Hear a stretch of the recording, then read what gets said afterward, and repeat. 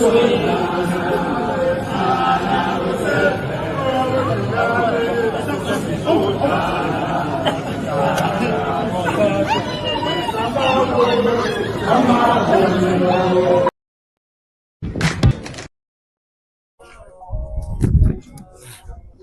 time in there. Bro, that up.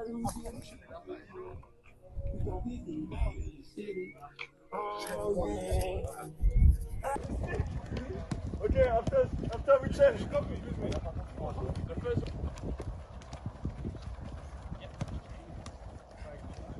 oh, okay. Second one, same.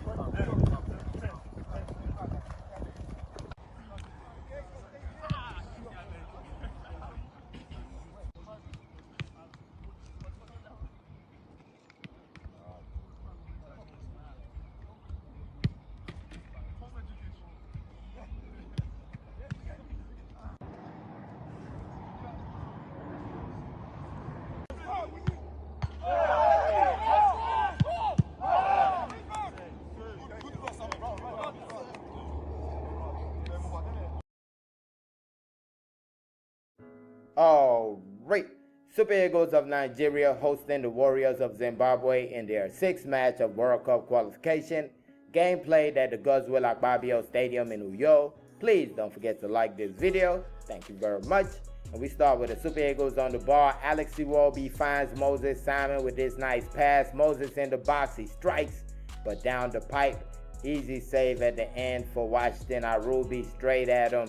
And next up, you get a foul called on Samuel Chukwueze. Looked like a normal fight for the ball, but the foul was called against him. Looked like he was brought down right there. Looked like the man clipped him.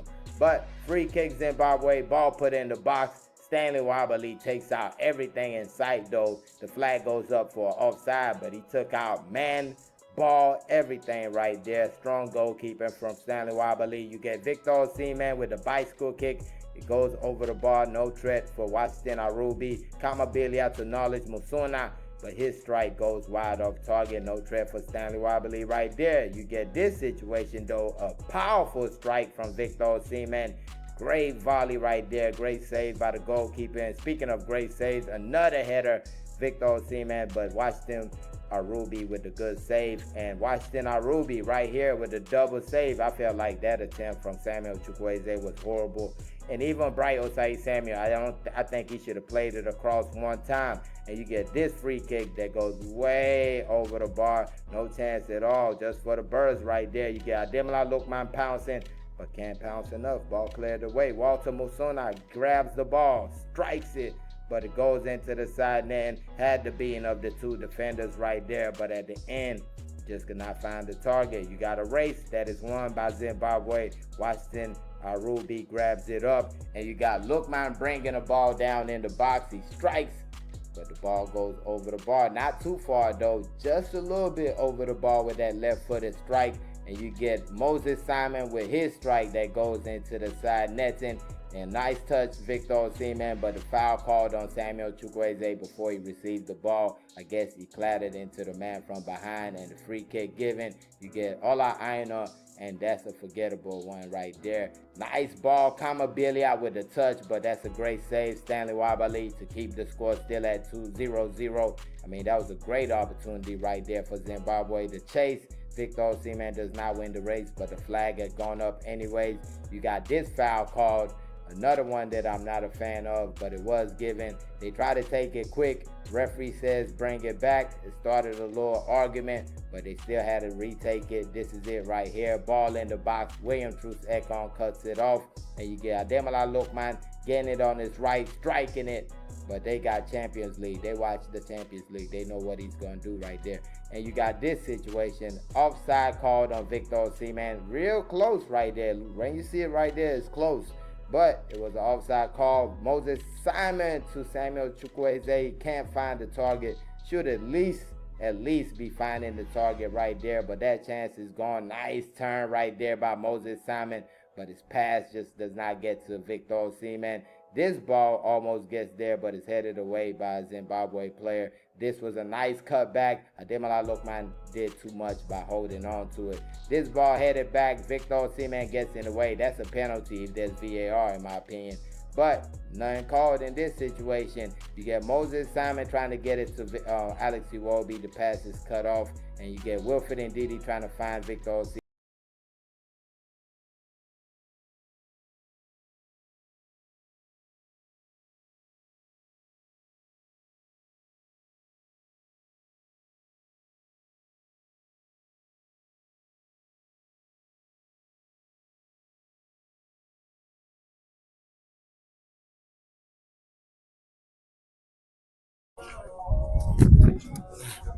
One time in there. Bro, that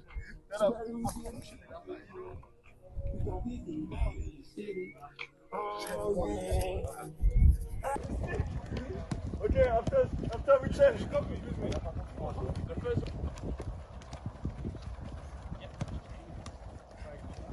Oh, okay. Second one, the same one? Yeah.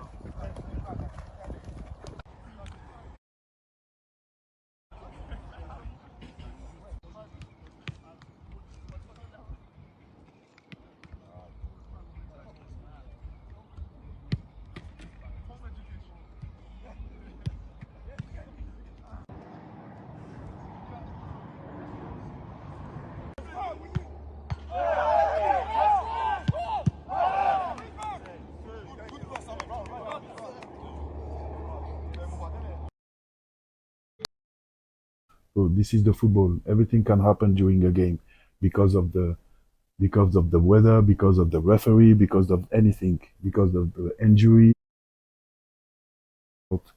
What we want for this game, what we want for to have this victory, and after there will another game. So for sure, at 100%, stay focused on this game tomorrow against Lesotho, a great team with a good coach, and we need to be very focused to start well this game with a lot of intensity, a lot of aggressivity to score and to win this game. Yeah, we're approaching this the same way we approached the game for South Africa. It's important for us to go for all 3 points. We have to show Lesotho respect. They've done well in the group. They've picked up points against us also. So yeah, it's going to be an important game for both of us. And yeah, we've just been focused on our preparation now. Like the coach said, 2 very good training sessions. Today, the 3rd one here.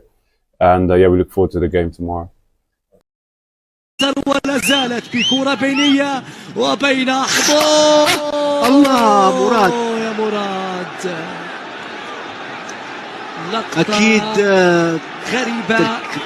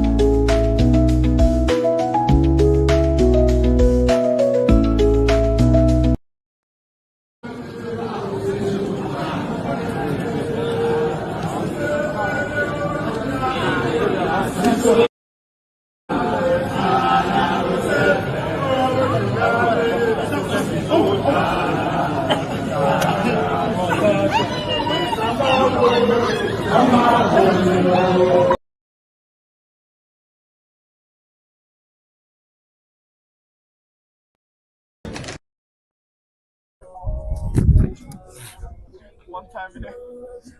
Bro, that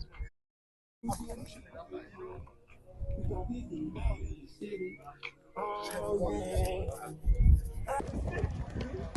after we change, come with me.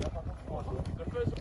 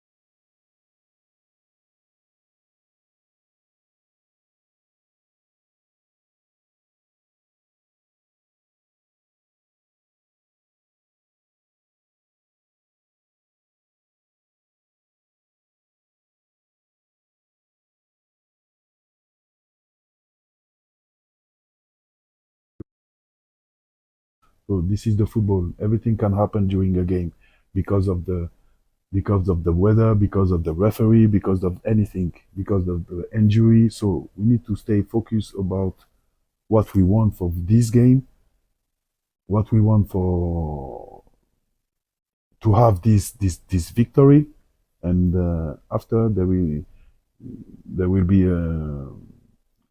another game.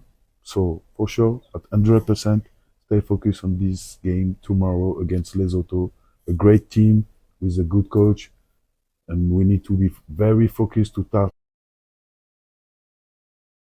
intensity, a lot of aggressivity to score and to win this game. Yeah, we're approaching this the same way we approached the game for South Africa. It's important for us to go for all 3 points. We have to show Lesotho respect. They've done well in the group. They've picked up points against us also. So yeah, it's going to be an important game for both of us. And yeah, we've just been focused on our preparation now. Like the coach said, 2 very good training sessions. Today, the 3rd one here. And yeah, we look forward to the game tomorrow.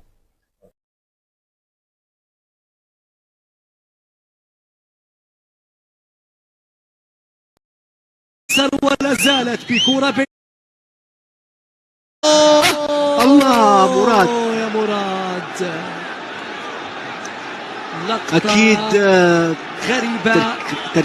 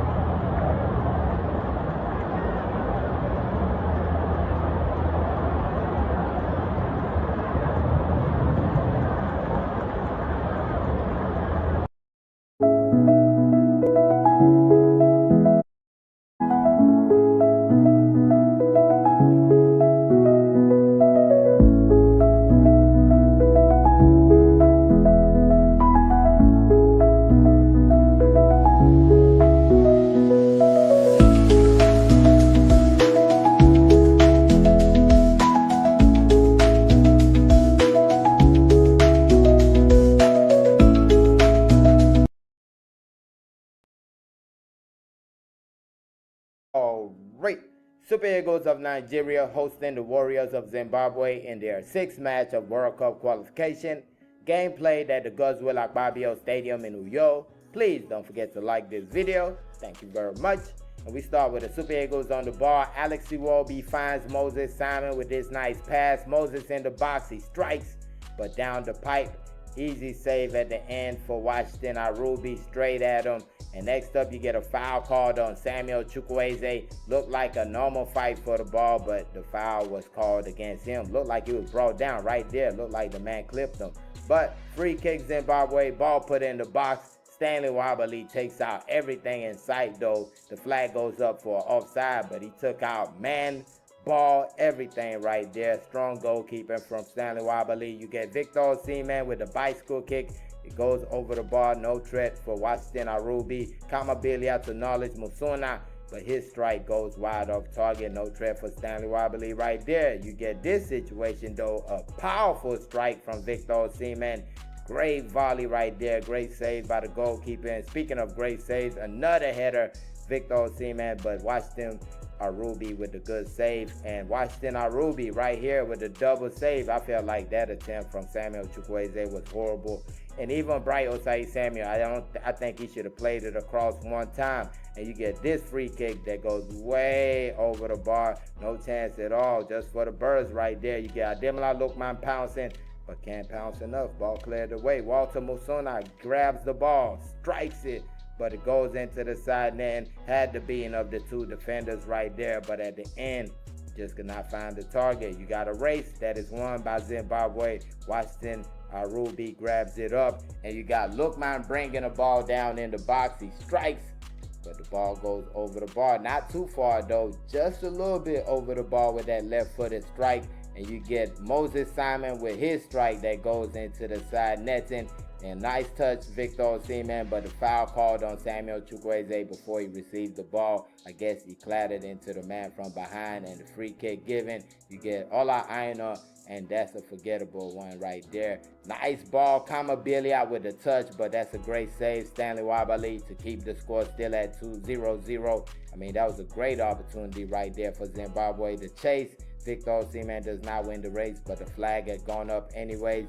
You got this foul called.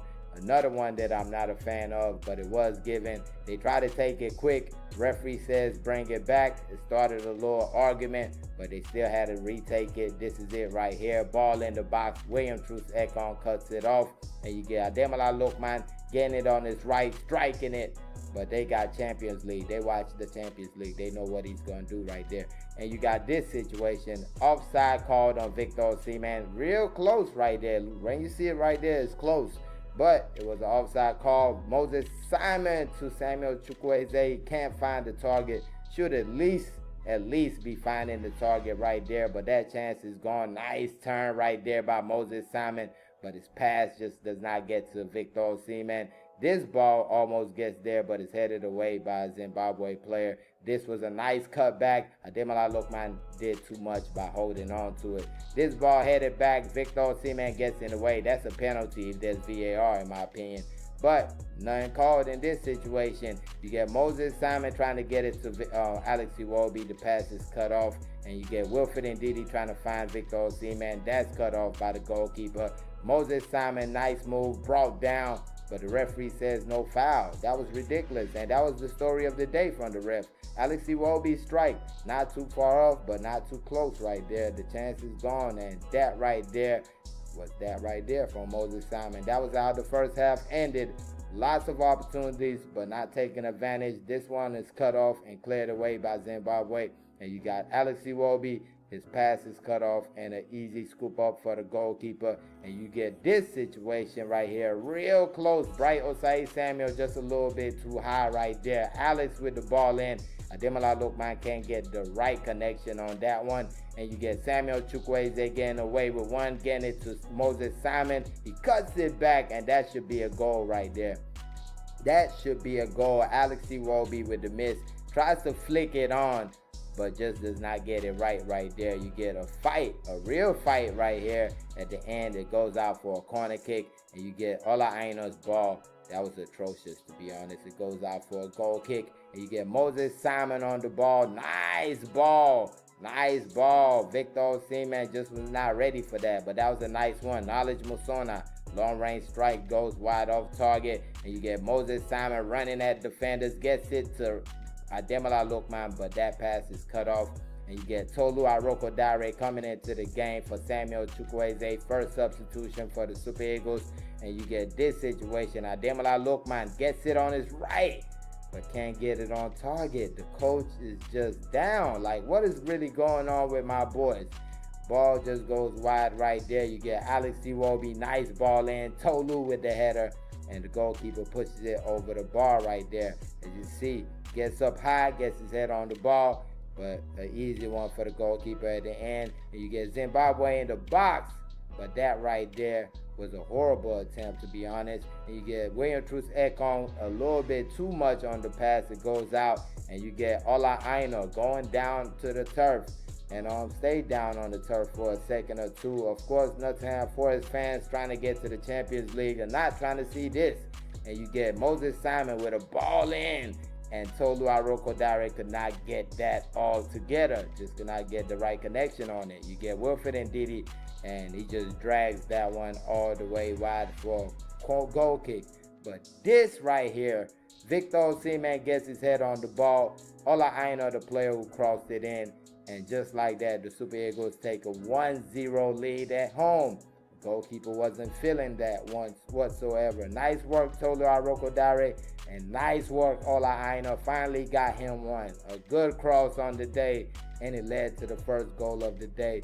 I think Victor Osimhen was thinking about taking off the jerseys, like, let me run to my coach. But this right here was supposed to be 1-1. I thought they would have woken up when they saw this. And a lot of people saying it was a goal. Definitely was not a goal, as you saw right there. But you get Alex Iwobi coming out the game, substituted by Raphael Onyedika. And you got Moses Simon with a cross in, and that's just not good enough. That goes out for a goal kick. Victor Osimhen down on the turf. He did walk off on his own power, but he ended up being substituted by Victor Boniface. And that was the end of his night. 3 goals in 2 matches at the end. And you get this situation. Tolu Arokodare was free, but the flag goes up, and as you have seen, that was an onside. So horrible. I feel like the referees were trash, but this wasn't trash. First goal of the game for Zimbabwe, scored by Tawanda Cherewa, assisted by Tawanda Maswanhise. Those are the names. The pass to Cherewa, and he gets it past Stanley Wobbly. That was not good from William Truce Ekong either. But 1-1 the score. You get this ball cleared out the box. You get Wilfred Ndidi giving it to Raphael Onyedika. His shot takes a deflection. It goes out for a corner kick. Corner kick sent into the box. Not the best of corner kicks from Ademola Lookman. See the coach trying to hype up his team, trying to get them something. But at the end, this was the closest anybody else got. That was Zimbabwe in our box. And that was really the last action of the game. The game ends 1-1. I felt like we took our foot off the gas after we got that 1 goal. And we even saw the sign when they hit the woodwork. I'm thinking we were going to wake up and try to get that second goal. But we just were waiting all the way like, okay, we have the win. Let's just wait till the final whistle. So we definitely have to put a lot of the blame on ourselves. But at the same time, we can't be too hard on ourselves. We did put up a performance, just did not have that final touch to get the win at the end. But let me know your thoughts. Put it in the comment section. I'm pretty down right now. That was just a horrible result to take, especially the way it went down at the end. But let me know your thoughts. Put it in the comment section. Subscribe to the channel. Like this video. Thank y'all for watching. Peace.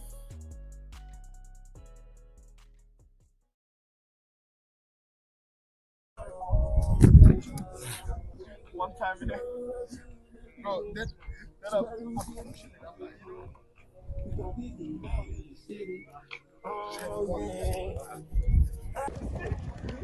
okay, after we change, come with me. The first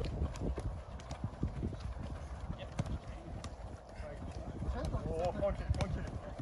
Second one, the same one? Yeah.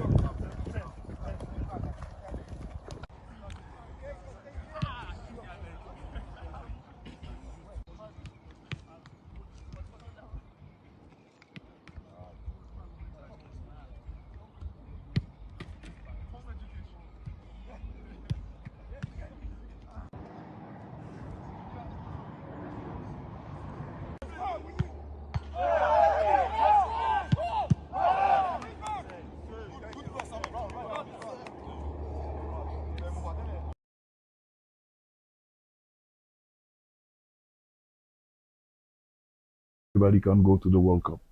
So this is the football. Everything can happen during a game because of the weather, because of the referee, because of anything, because of the injury. So we need to stay focused about what we want for this game, what we want for to have this victory, and after there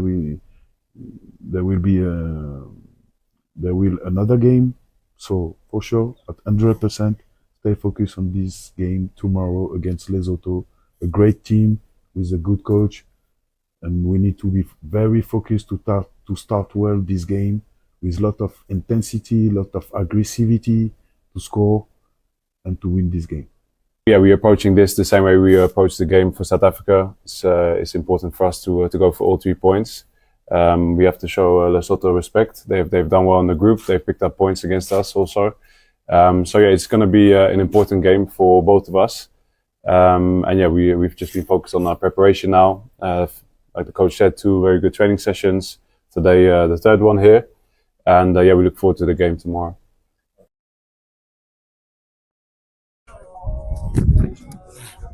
One time in there. Bro, that up.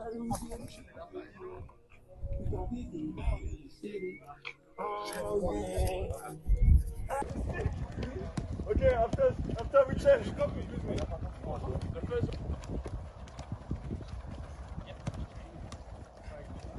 Oh, okay. Second one, the same one? Yeah.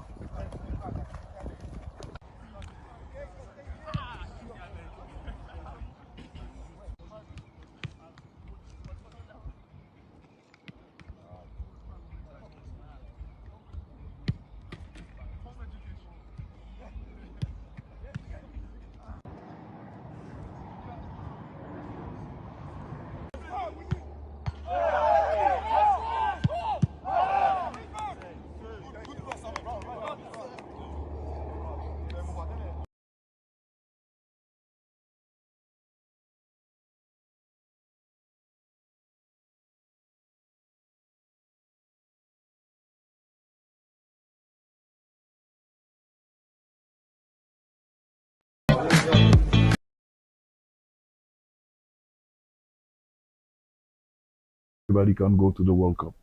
So this is the football. Everything can happen during a game because of the weather, because of the referee, because of anything, because of the injury. So we need to stay focused about what we want for this game, what we want for to have this victory.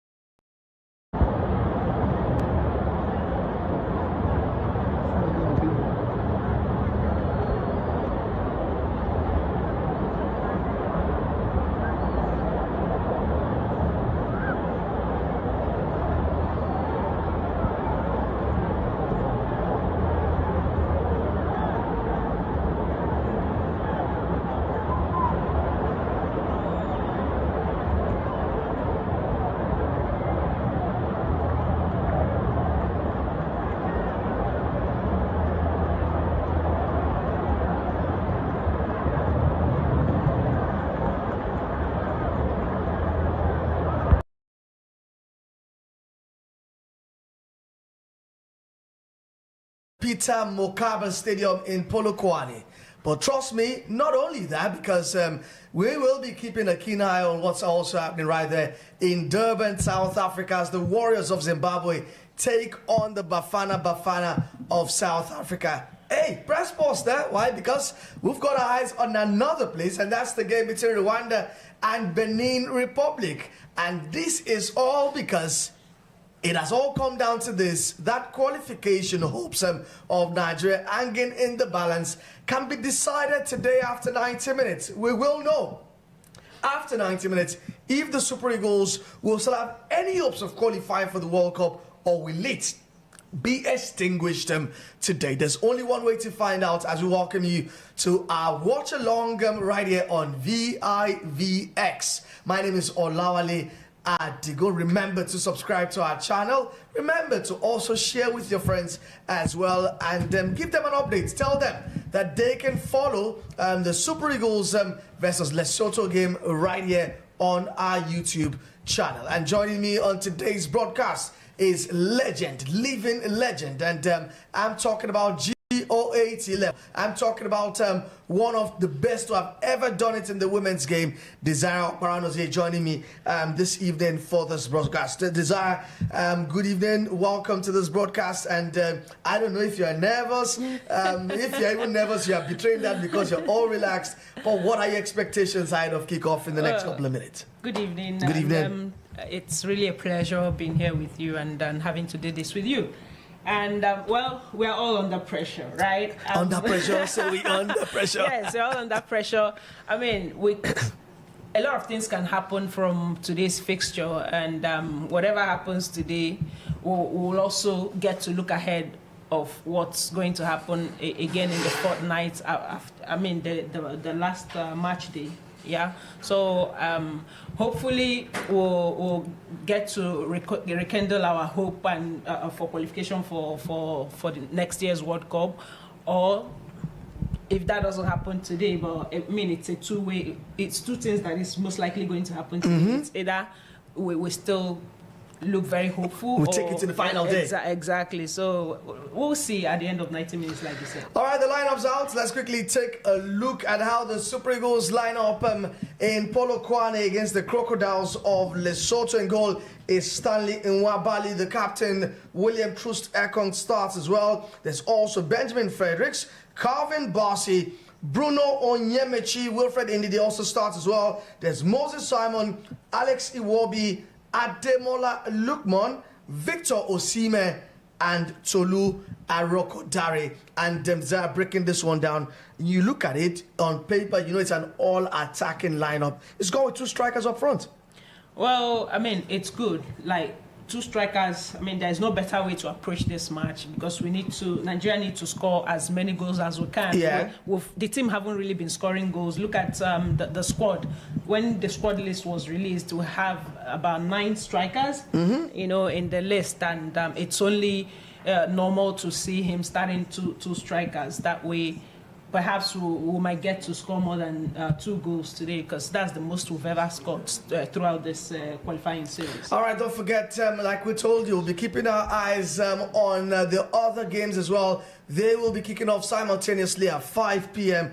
and we are exactly 15 minutes away from kickoff. Our numbers haven't changed. You can call in and let us have your thoughts, your pre-match thoughts, your predictions. Do you think our hopes will be all gone at the end of 90 minutes, or do you think that we have got what it takes? Or do you believe in miracles? I mean, the classic scenario, Desire, is that Zimbabwe beat South Africa and Rwanda as well beat Benin Republic. I mean, it's football. Anything is possible. Anything is possible. So it would be nice if we can see that upset happen today. All right, the numbers will be right there on your screen. Call us up and we would absolutely love to hear from you. Like we told you, South Africa away to Zimbabwe is going to be played in South Africa, in Durban, while the game between Rwanda and Benin will be played at the Amaoro Stadium right there in Kigali. The numbers to call are 081-361-97658. I'm going to take that slowly. 081-361-97658. Let me take that again. 081-361-97658. And if you're watching outside of Nigeria, remember to use the +234. You can also call this via WhatsApp, right, Sammy? I think this is also available on WhatsApp. You can call them on mobile as well. So please let us have your pre-match predictions ahead of South Africa taking on Zimbabwe, and also most importantly for us, the Crocodiles of Lesotho up against the Super Eagles of Nigeria. Now, Desire having gone through the starting lineup, which both of us are convinced is an all-attacking lineup to hopefully get us the goals that we need. But most importantly, we need other things to also fall in our favor. Let us quickly talk about the whole incident that's led to where we are right now. I mean, from a South African standpoint, the 3 points that were deducted of South Africa for fielding an ineligible player, that's Teboho Mokoena. They regret that incident. They have said, you know what, we are fortunate, we're moving on.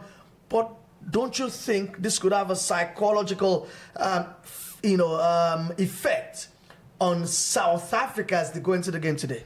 I mean, I don't think so. I totally disagree, because that should even fuel their motivation, to continue pushing and continue playing better. And I mean, it's happened. They've learned from their mistakes, and I think they will want to continue in their impressive form and possibly top the group like they've always done. I know Bruce has been saying ahead of the game today, put the blame on me. I take responsibility for all that has happened. We need to come together.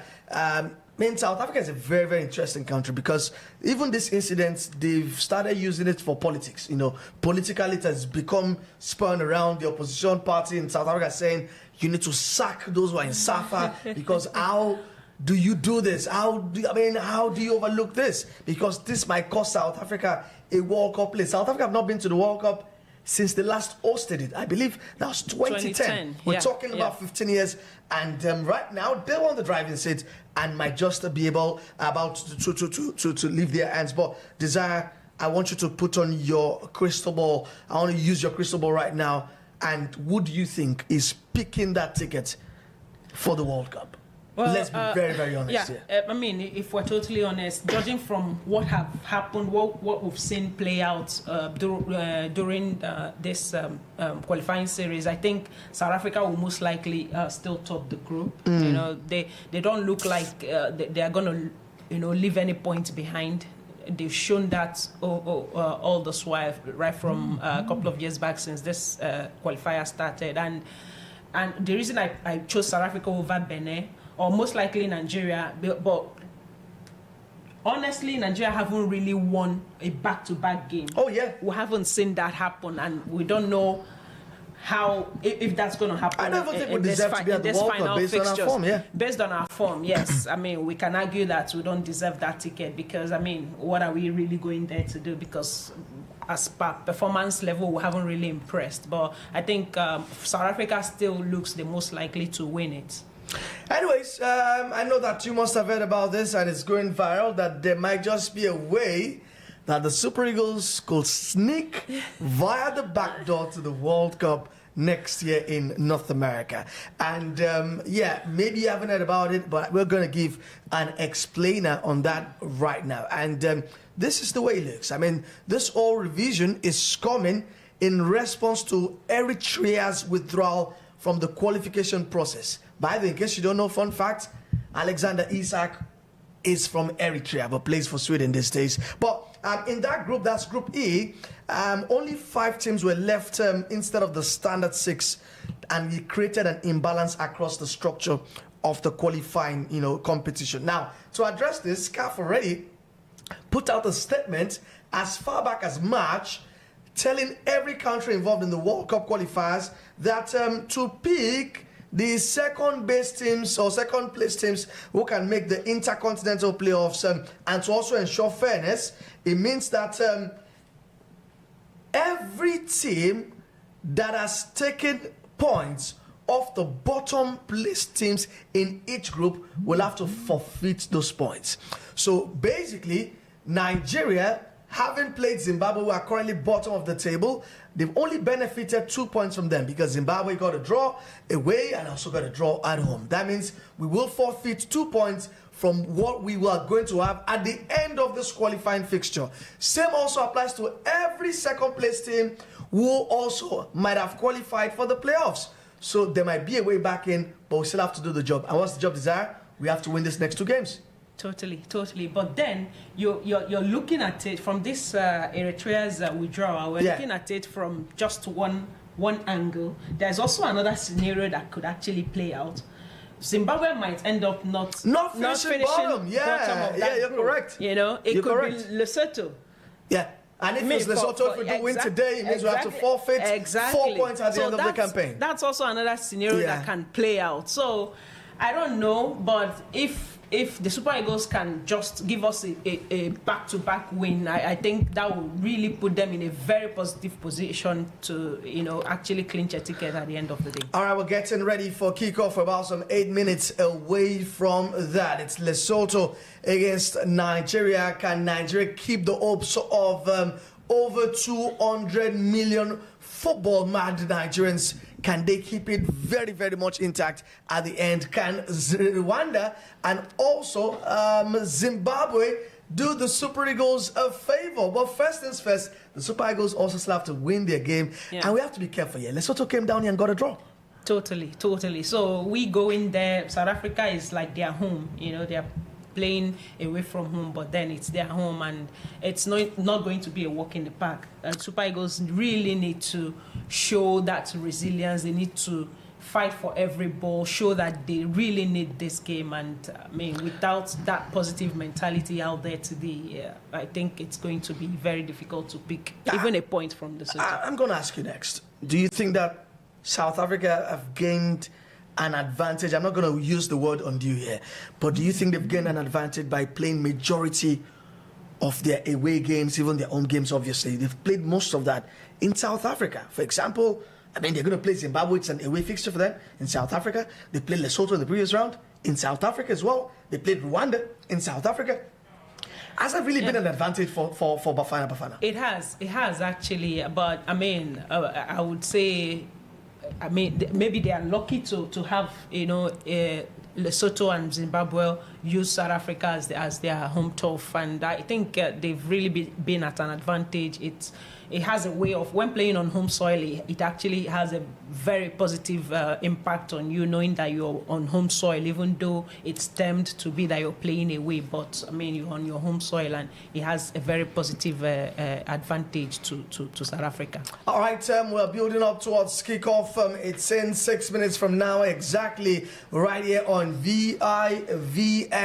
Remember to subscribe to our YouTube channel. Remember to also share, drop your comments as well. Let's know what you're thinking ahead of kickoff. And do you want to call our studios? Feel free to do that. The numbers to do that is on 081 361 97658. Once again, it's 081 361 97658. You can call us via WhatsApp. You can also call via mobile as well. We are absolutely chumped to hear from you, your thoughts and desire. What are your projections at the end of proceedings today in this group? I believe that's Group C. At the end of proceedings, what results are you expecting today? I'm expecting Nigeria to win. It's going to be a very tough match, and I think South Africa will also win. You know, and I think at the end of today, the table might still stay the same way. Right? Yeah, that's what I think. That also means you think that Benin are going to win. Yes, because in Kigali. Yes, they have to give that game everything because they are not sure of picking a point against Nigeria. So, I mean, that's their only outlet. And I think that's been the saving grace for South Africa. I think Google Bruce was saying it, that we are going to go to the World Cup. Why? Because they don't envisage a situation where Benin come to Nigeria and pick a point and even beat us. Yes. So and they think that will deliver the World Cup tickets to them. Exactly. And also, like I said earlier, it's going to be a very tough game for Nigeria. Looking at the starting lineup, we'll have 7 players in this lineup that are on yellow card. So they're walking the tightrope. Exactly. So they are going to every decision, every move they make today, they will have to have that at the back of their mind that, I mean, they want to also play the game against Benin, and they need to have a clean game today. All right, earlier today in the CAF World Cup qualifier, South Sudan lost out to Senegal 5-0. Sudan and Mauritania played out a goalless draw. Togo also lost to DR Congo 1-0. Safe to say that Senegal have qualified for the World Cup next year. In Group F, in Nairobi, Gambia and Gabon were involved in a 7-goal thriller. Gabon edged that one 4-3 to keep their slim hopes alive.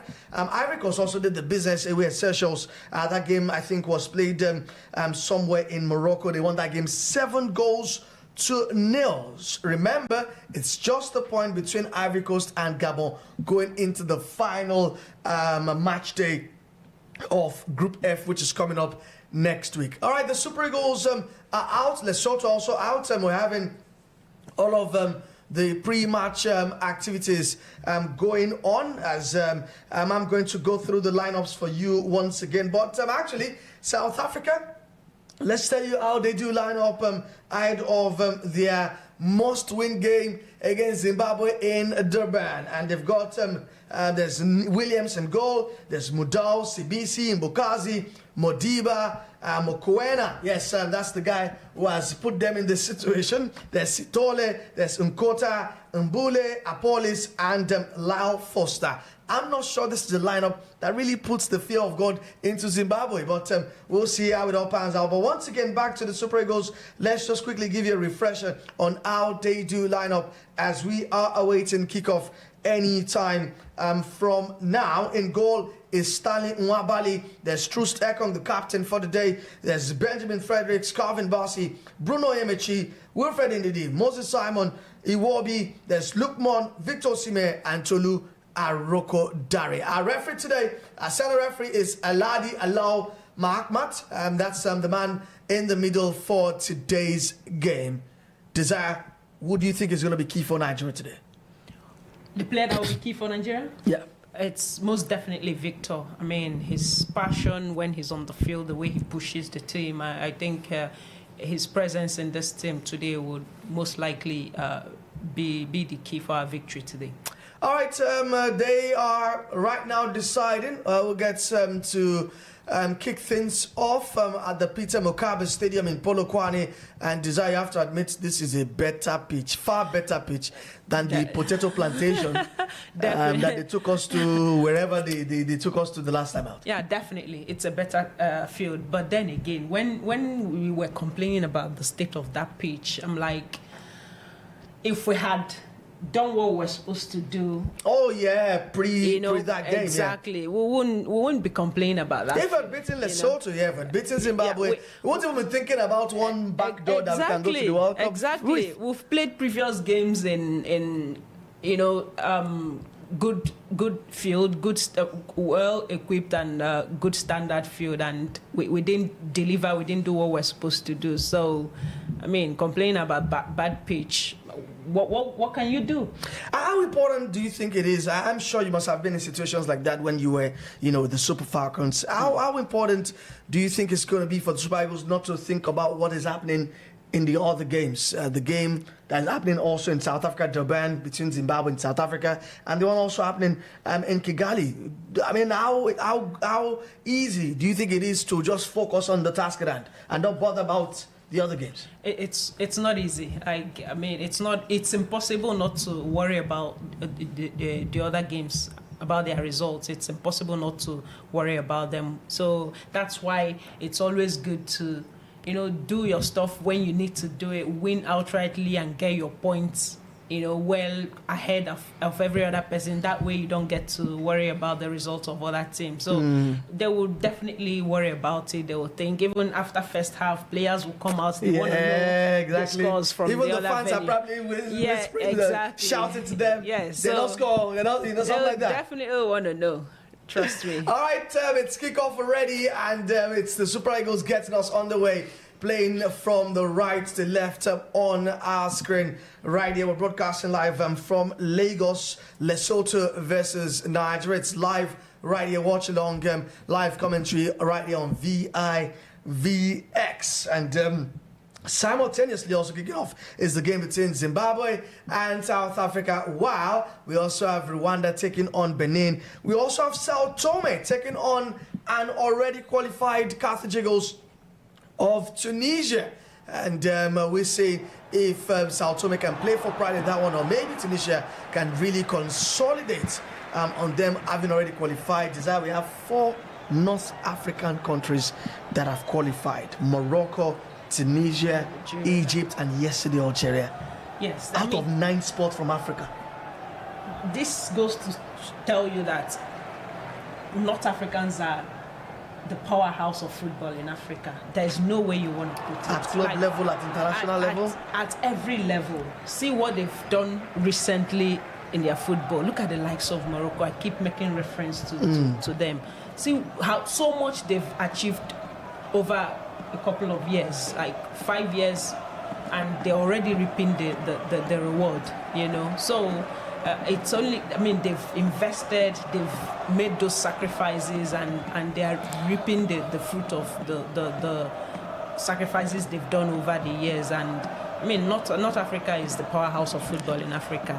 All right, so the Super Eagles started on a very, very bright note with Victor Osimhen running into the left-hand channel some moments ago, but that's been repelled by Lesotho, and the Super Eagles will have the ball once again with Calvin Bassey playing in the heart of defense, and he definitely will be very much important right here. And it's Ademola Lookman on that left side, whips the cross in, but goalkeeper Morani will hold on to that really well. But that's a very, very good sign of intent from the Super Eagles of Nigeria. Great work and great pass from Bruno Emechi to find Ademola Lookman on that left hand side, but his cross, or maybe his shot, was easily stopped by the Lesotho goalkeeper. The Super Eagles will come again, and it's Trust Ekong and Calvin Bassey playing a centre back. You have Benjamin Fredericks now playing in that makeshift right back position in what is looking like an all-out 4-4-2 attack here, with Tolu Arokodare, the Wolverhampton Wanderers forward, pairing alongside Victor Osimhen, who now does it for Galatasaray on a permanent basis. Don't forget, we'll be keeping our eyes on the proceedings right there in Durban. It's in Zimbabwe and South Africa, while we also have at the Amahoro Stadium, Benin being the visitors to Rwanda, the Wasps of Rwanda. That should definitely be a good watch. Yep, I know that it's definitely going to be a very nerve-wracking next 80-something minutes for Nigerian football fans, who definitely will have their live score apps like Desire. They have it on right now, and hoping that no big chance blinks, you know, for some of these countries. But I can, right now, we can't confirm if the game between Rwanda and Benin has kicked off. Yeah, that game, so far so good, to the best of our knowledge, has not kicked off yet. But Zimbabwe against South Africa has kicked off. The game is in the 2nd minute as we speak. But the one involving the Super Eagles is building up nicely, with the Super Eagles now have the ball with William Trust Ekong, gets it to Bassey to Bruno Emechi. Emechi finds Iwobi very much from the left hand line, but Iwobi just cannot find his range in there. At a point in time, could not even know where the ball was. And that was a very, very, very, very great moment where you thought Alex Iwobi could maybe have done better, Desire. Yeah, I expected him to have chipped that ball over the goalkeeper, but I think he was trying. He went for a cross instead, and I didn't see anybody in the 18-yard box for that cross to have come in. So he should have taken that risk and tried to flip that ball over the goalkeeper. All right, another ball goes over for Victor Osimhen, who is free on that left-hand channel, but he is offside, according to the assistant referee. We are in the 6 minutes of this very nascent encounter. It's Lesotho 0, Nigeria 0. Rwanda against Benin has kicked off. Yes, we can confirm that to you. Just kicked off some moments ago, so our eyes are firmly on what's happening in Eastern and Southern Africa, because they could be very, very much crucial to the hopes and aspirations of the Super Eagles, who were not at the last Mondial in Qatar. So it might be back-to-back World Cups for the Super Eagles not qualifying. And Lesotho trying to, find a bit of momentum and trying to hold on to the ball. But Desire, we're going to get used to this, seeing the Super Eagles have the lion's share of the possession, right? Yes, I mean, it's a very positive start. I mean, you could tell the mindset, the mentality coming into this game, and they've possessed the game right from the blast of the whistle, and they've continued to play. It's been 7 minutes into the start of the game, and they've had the most of the ball, trying to, force their way into Lesotho's 18, and it's a positive start so far. All right, Super Eagles cross comes from Boyemechi, but goalkeeper Murani is up to the task. But that was a delicious cross coming from the Super Eagles left back, targeting Tolu Arokodare. Now the Super Eagles have the ball again with Alex Iwobi, but referee Mark Mata has called for a foul against Wilfred Ndidi, the Besiktas midfielder.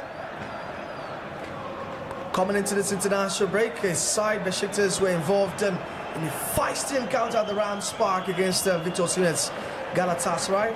And, we saw some ugly scenes in there, with Ndidi trying to separate Osimhen from what could have turned ugly. But that game ended 1-1 between both sides. Super Eagles now with a throw-in on the left-hand side. And the Peter Mokaba Stadium definitely expected. You could probably count how many people are watching the game. It's a scanty crowd for football. Now Super Eagles coming on the right-hand side. Moses Simon whips in the cross, but it's blocked as Lesotho will try to recycle possession. And we have to be very wary of Lesotho, Desire, because I remember in the first leg we did all of the playing as well, but they had just one chance and bang. Exactly, we need to be very wary of them, and also we should also not forget that Lesotho is also gunning for a ticket and World Cup. As well, they're mathematically in with the chance. They're also in the race. Yeah. They're not entirely out. I mean, for as long as I'm concerned, so they will also be playing for the ticket as well. Lesotho mathematically in with a chance. As a matter of fact, this World Cup ticket will not be decided today. It will be going down the wire. That's one thing we know. Yeah, till match day 10. Yeah. All right, Stanley Mabali trying to play cutely away from the back, and he finds Bruno Onyemechi with a lovely pass, and lovely jink coming from the Olympiacos left back. Finds Alex Iwobi, who is in a fantastic run of form under Marco Silva's Fulham. Marco Silva being linked to the Nottingham Forest job. And talk about Nottingham Forest, Olaino is currently injured, clocked 29 a couple of days ago. Wishing him the very best of celebrations. Super Eagles working the ball now to the right. Moses Simon now plays at Paris FC in Ligue 1. And the Super Eagles will have to take their time here in order to break down Lesotho. Bruno Emechi now scanning the area, finds Alex Iwobi. Iwobi sends it to the right once again. Benjamin Fredericks was going to launch across in there. Gets in there, but what a block. What a block from the Lesotho defender. As Lesotho will spring on a break right now. But Super Eagles get the ball back. Ademola Lookman can't find his man. That is Alex Iwobi. It's out for a throw-in. But that was a dangerous cross from Benjamin Fredericks there. Had to rely on Makele to repel that cross. Victor Osimhen could definitely have benefited from that. I mean, these are games where you expect the Super Eagles to ramp up the goals. We've had an atrocious goal difference. Yeah, of course. And like I said earlier, we've not been scoring, and having Osimhen and Arokodare in this game shows the mindset, the mentality of the Super Eagles coming into this game, and hopefully we get to see them get the required results that is needed. All right, it's ready 10 minutes gone already, and I thought the Super Eagles would be 3-0 up by now. Unfortunately, It's just 10 minutes gone. it's still goalless, and it's goalless in all of the games we are keeping our eyes on. Zimbabwe at home in Durban, in court at home in Durban to South Africa, and we also have Rwanda at the Amahoro Stadium against Benin. And I think we went to the Amahoro Stadium with Eric Chell. Those were the early days of Eric Chell as manager. We also got a point over there. What have you made of Eric Chell so far? So I think he's done 10 games, 2 losses, and that was at Chan, 3 draws and 5 wins. Well, based on how many games played and games won and lost, I think he hasn't really done badly. But, you know, handling a team as Super Eagles, such as Super Eagles, you need to. You're not expected to lose games. Yeah, it's one of the biggest jobs on the continent. Exactly. So if you're judging from the caliber of team he's coaching, one will tell you that he's not doing very well. But then, based on results and games played, I think it's fair. Cross comes in, but Matoba Rokudare. That was well over the post. But that was another exciting moment, Desire. That was a good cross from Ademola Lookman. Maybe we could have kept it a bit lower to Rokudare. Well, it's a good cross, and with the likes of Osimhen and Arokodare's presence in the 18-yard box, I think the more we get more of this kind of balls in the 18, the most likely we're closer to, you know, getting in the goals, because they've got the height, and they're also very good contesting aerially, and I think it's going to pay off. They should just continue to pump in the ball inside the 18. All right, they should continue to pump the ball, and Lesotho concede a throw-in after a bit of miscommunication between the goalkeeper and the Lesotho right back, that is Mkwanazi. Morane, that's the Lesotho goalkeeper. It's been a bit busy, but nothing too difficult for him to handle. So far, so good. We hope that the Super Eagles will make life difficult as the game continues to wear on. And still no goals in Kigali and Durban, which so far so good. Desire is a good result for us, right? It is, for as long as. But not really good until we score, yeah? Yeah, of course. Of course. So let's wrap up our side first, and then and pray, wish, and hope that the other results favors us. Free kick to Lesotho, who will have a chance to send something into a dangerous area. And it's playmaker Soletlo who has been fouled in there. Fouled by William Troost Ekong. Sotelo, that's the number 10. Plays at Lijabato, that's also in Lesotho as well. And they will have a free kick, like I said, an opportunity for them to launch something. And they do launch it. Troost Ekong repels that the first time of asking. Now Ademola Lookman has a chance to break, sends a long one to Victor Osimhen, but Moran is out from his post. Does that cost him? And almost, because Victor Osimhen that almost scratches him napping. Yeah, that's the pressure I'm talking about. You saw how Victor didn't give up on that ball. He kept chasing it. So that's the one positive impact that he brings to the team. And I would really like to see the rest of the team, when Victor is pushing, let the rest of the team push with him, you know, but see the gap between him and the midfield and the supporting players. Yeah. Let's assume that that ball may have somehow bounced off the goalkeeper to come Who's back into picking the up the field. second ball, exactly. So we need to get more numbers around Victor when he's hustling and struggling for balls like that. Let's have a Nigerian player close by to pick up the second balls. All right, now Super Eagles with the ball again. Bruno Emechi, that axis seen a lot of action. The Oyemechi Ademola Lookman axis that also has Alex Iwobi. Calvin Bassey sends a lovely pass towards Bruno, but he can't get there on time. It's going to be out for a goal kick to Lesotho. The later the game goes, the more nervy it becomes for the Super Eagles. Definitely. I mean, when was the last time the Super Eagles really like got into a game and say, you know what, we're going to deal with this team right from the start, right from the get-go?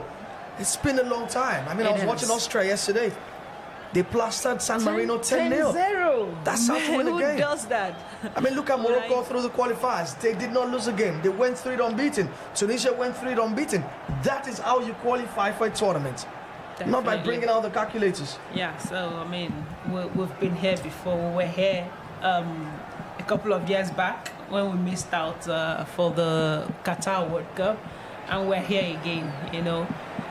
So, I don't know. These days, sometimes we're even trailing from one goal down, you know, to even get a draw. So, it's really not, it hasn't been very encouraging from the team. All right, there's been a comment together between Sotleho, that's the Lesotho number 10, and Calvin Bassey. But it appears that the Fulham centre-back will be fine. He's back up now. Looked like he landed not too good, but seems that he's ready to carry on, and the play will restart with the Super Eagles with the ball. Still Lesotho 0, Nigeria 0, Rwanda 0, Benin 0, Zimbabwe 0, South Africa 0. Those are the games we are following in this moment right here on VIVX. Our watch-along for the CAF World Cup qualifiers penultimate round of action. It all comes to an end next week. And to the best of my knowledge, we still have 4 more tickets up for grabs. With Senegal punching theirs today, can Ghana also do theirs as well next week? And there's also Cote d'Ivoire as well, taking it down the wire. Who will be taking it in Group C? Will it be Zimbabwe? Oh, scratch that. Maybe South Africa. Maybe Benin. Or, if you believe in miracles, someone told me it would be a miracle of the millennium if Nigeria to qualify for the World Cup. And I totally agree with that desire. Yeah, but it's not totally impossible, so it can happen. It can happen, yeah. But man, it would rely on these two teams to effort. An epic proportion. Yeah. Effort in massive epic proportion. That's what you need. But even for the Super Eagles, have they fulfilled their own part of the bargain? That's the thing. It is still goalless. Yeah. It is still goalless right here. But we'll have plenty of time. It's just 19 minutes. Plenty of time. Believe. All right, was Simon on the right-hand side. We haven't seen much from the Paris FC forward, who comes inside now to find Alex Iwobi. Iwobi to Ademola Lookman on that left-hand side, drives inside, and he's going to aim for distance. He runs into traffic and has been dispossessed, and in that period, or in that process, is also fouled out, and that'll be a free kick to Lesotho. Felt like a moment of indecision from the Atalanta forward. Exactly. Definitely a moment of indecision, and I think too many touches on the ball sometimes is really not necessary. You know, he had a space to himself where he could have just hit that ball, but he decided to go in between 3 defenders, which is near impossible. And I mean, if he can have few touches on the ball, I think it would be better for the Super Eagles. All right, let's give you an idea of what the Super Eagles also have on the bench for this game. We have Adebayo Adeleye. There's Ako Adams, who is on fire at Sevilla. Shemi Ajayi. There's Samuel Chukwueze, Terry Murphy, Amas Obasoge. I've got Frank Onyeka, Christantus Uche, Alassane Yusuf, and Zaidu Sanusi. Those are the players that Eric Chell could call upon if he wants to really mix things and change things up in this game. Lovely control coming from the Lesotho number 16, but is being robbed by Benjamin Fredericks. Lesotho will get the ball back. A chance for them to attack here. It's Sotlelo. Gets the ball to number 4.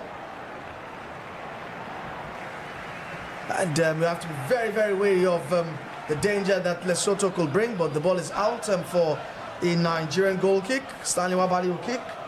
And it's Malane who just couldn't get the ball. Now Super Eagles will attack with Moses Simon. The long ball coming from behind. Sends the cross in.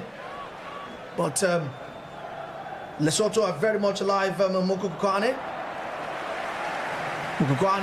with the clearance. And that'll be a corner kick to Nigeria. It's over 20 minutes gone.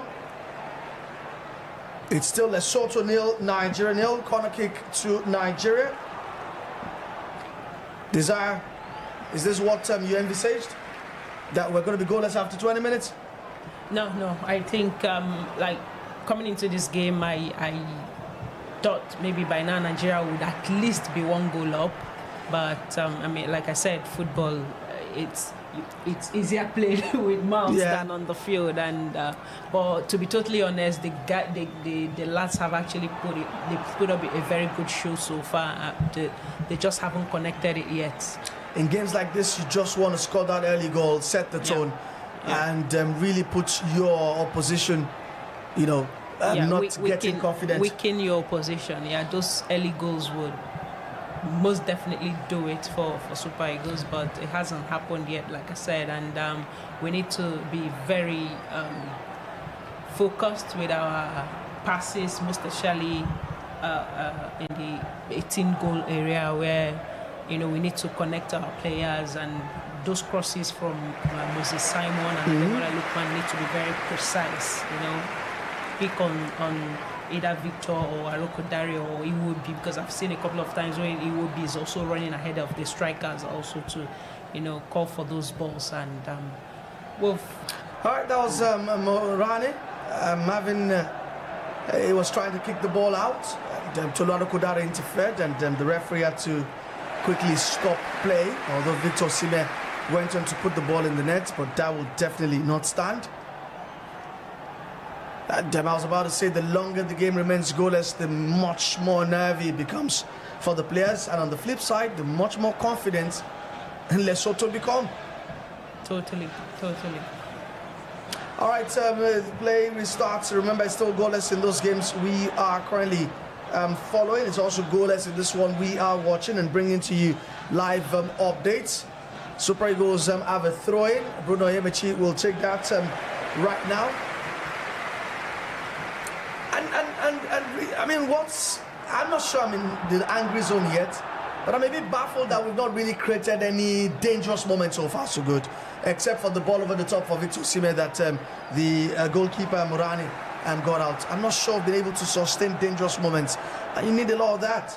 Yeah, and also there's a bit of coordination lacking in the Super Eagles team right now, because I've seen just right now.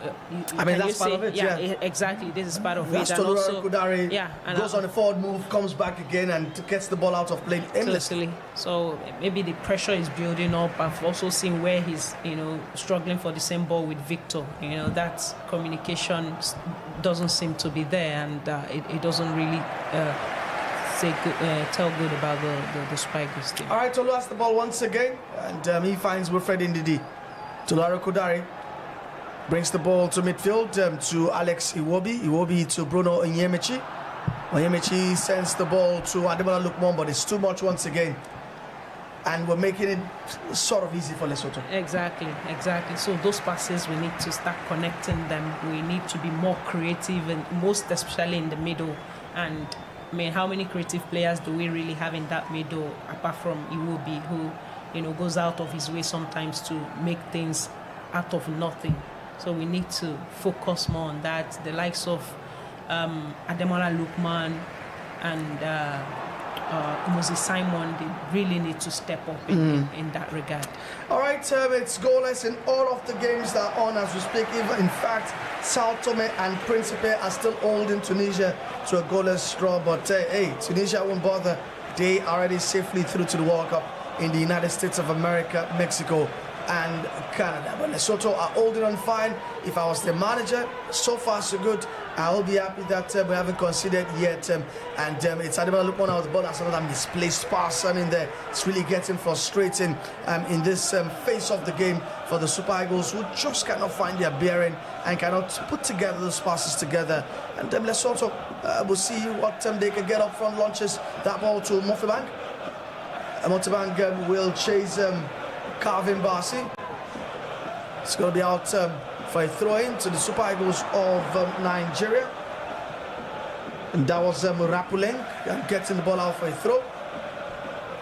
Onyemechi back to captain Troost Ekong. Troost Ekong sends a pass to Moses Simon on that right-hand side. We'll have to go back again to Troost Ekong. Unable to beat his man. I mean, it's almost like rinse and repeat for the Super Eagles.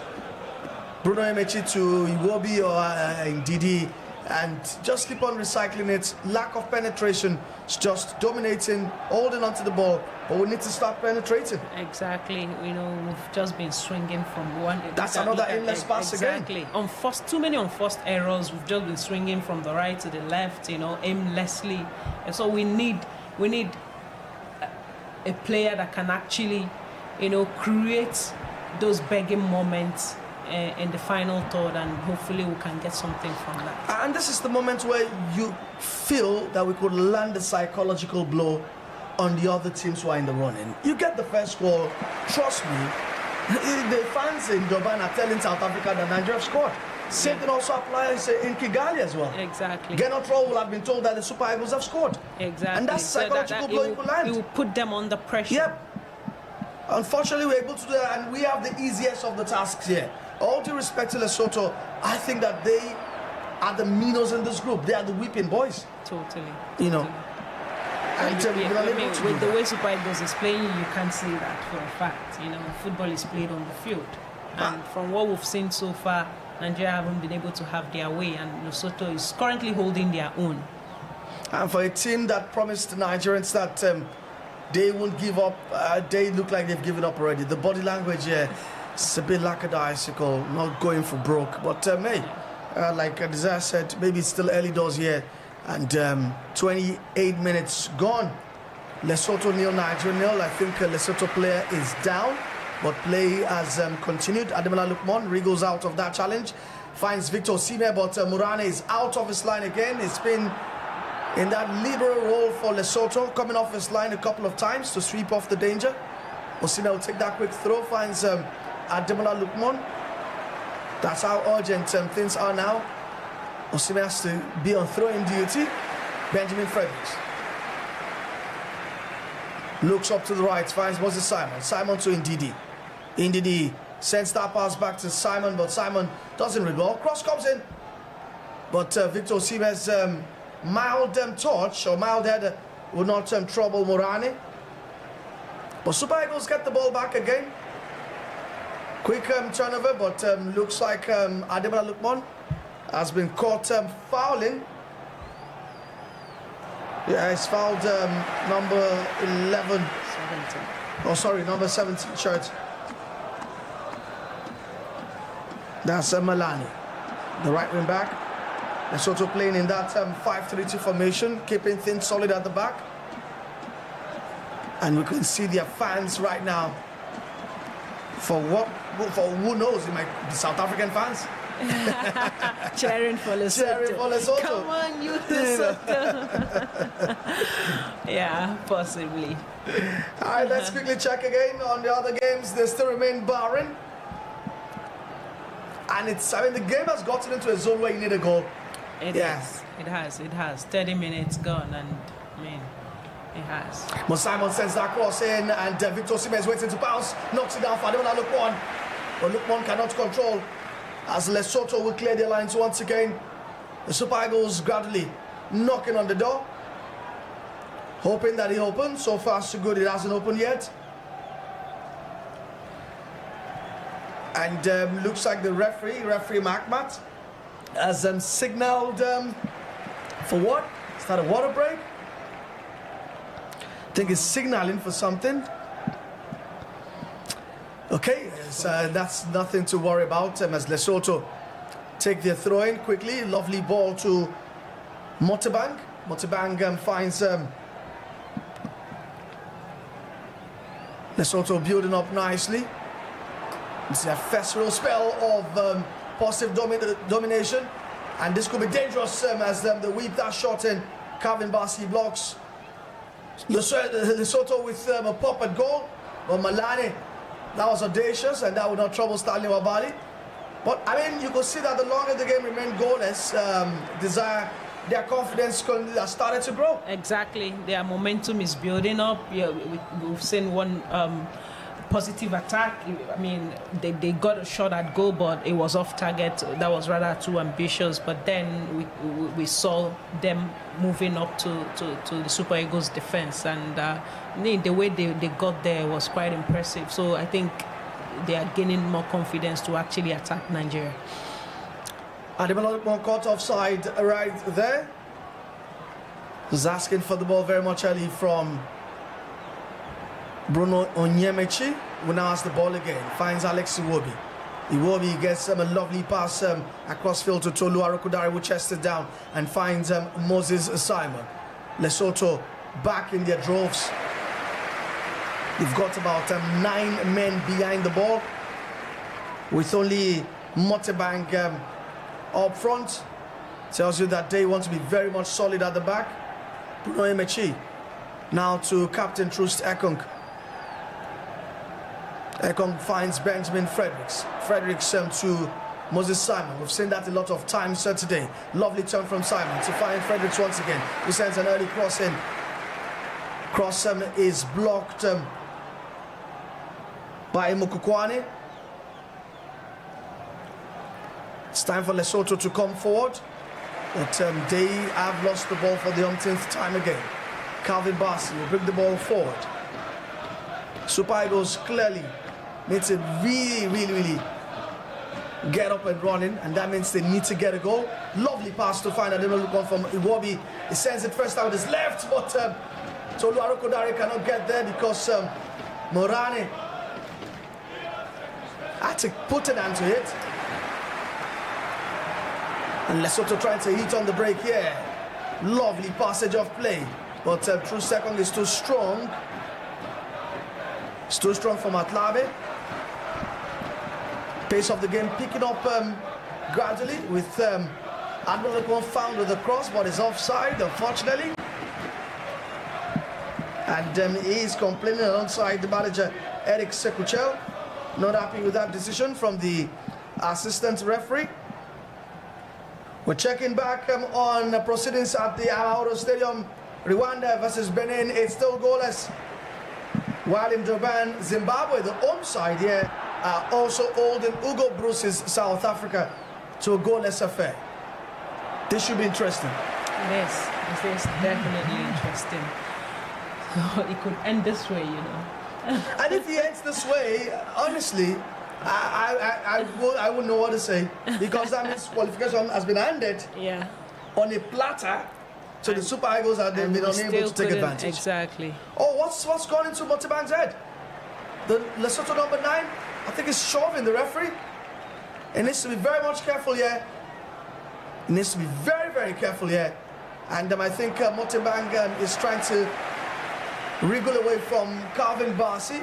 Maybe might have hit him in the head. Oh, okay. I think it was demonstrating that he wasn't pushing. I thought he was shoving aside the center referee, which definitely will have landed in hot water. Totally. Now play continues. You need someone to be brave right now. You need that moment of individual brilliance. And so far so good. It's lacking from the Super Eagles of Nigeria. Lesotho, Morane with the long ball forward, growing in momentum, growing in confidence. What a pass there, but second time of trying. Solelo. Now the ball to Malane. Malane is on the right hand side, sends a cross in, and Lesotho almost.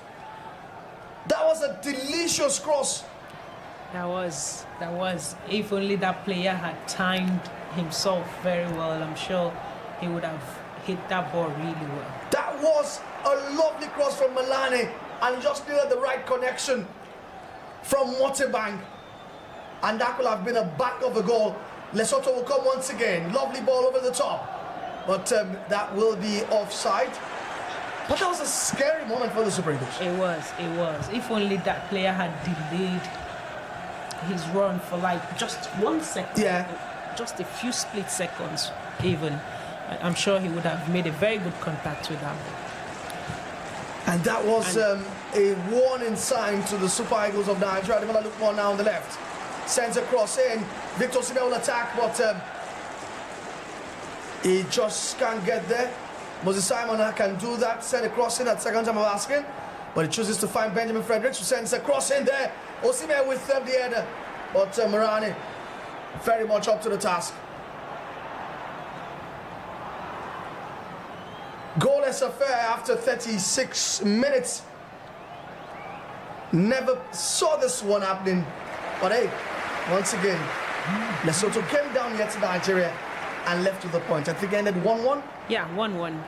Yeah, and so I think coming into this game, the result they got against Nigeria here will also be a morale booster for them as well. I'm like, we drew against you right at your back here, so I mean, there's really nothing to be afraid of, and since we could get that result in your home, why not in our home? And we have a goal. Yes, we have a goal. Unfortunately, it's a goal scored by Tunisia against Sao Tome and Principe, which will have no effect on our group because Tunisia are nestled safely in another group and they've qualified for the World Cup already. It's still goalless in those games we are actively following. And you could tell we're watching a replay of Victor Osimhen fluffing his lines right there. This is not the time to be flashy. It's a time to be effective. Exactly. It's a time to put style, to put some substance over style. Yeah, I think he wasn't particularly about, you know, playing stylishly in that scenario. Perhaps because it was a very tight angle and the ball went up, and he just felt the best way to handle it is by that acrobatic play. But then if he had calmed, I think coming down in front of goal also will be a better way to handle situations like that. It's goalless so far, and you can understand why. You look at the table, and the Super Eagles have registered how many goals desired? Just 8 goals. 8 goals in 9 games. 8 goals in 9 games. Plus this one, yeah. So that's not good enough, really. And this is a team that has back-to-back CAF Player of the Year winners. I'm talking Victor Osimhen and Ademola Lookman. That is absolutely disastrous, I must say. Yeah. It's absolutely unacceptable and disastrous, for lack of better word, because I just don't want to be harsh here, but you don't deserve to be in the World Cup based on the statistics. 8 goals in 9, and now it's not good enough, really. And we've struggled to even score 2 goals in 1 game. Like, we've struggled to score 2 goals. From this squad, this current squad, we have 9 strikers, and there's really nothing to show for it, really.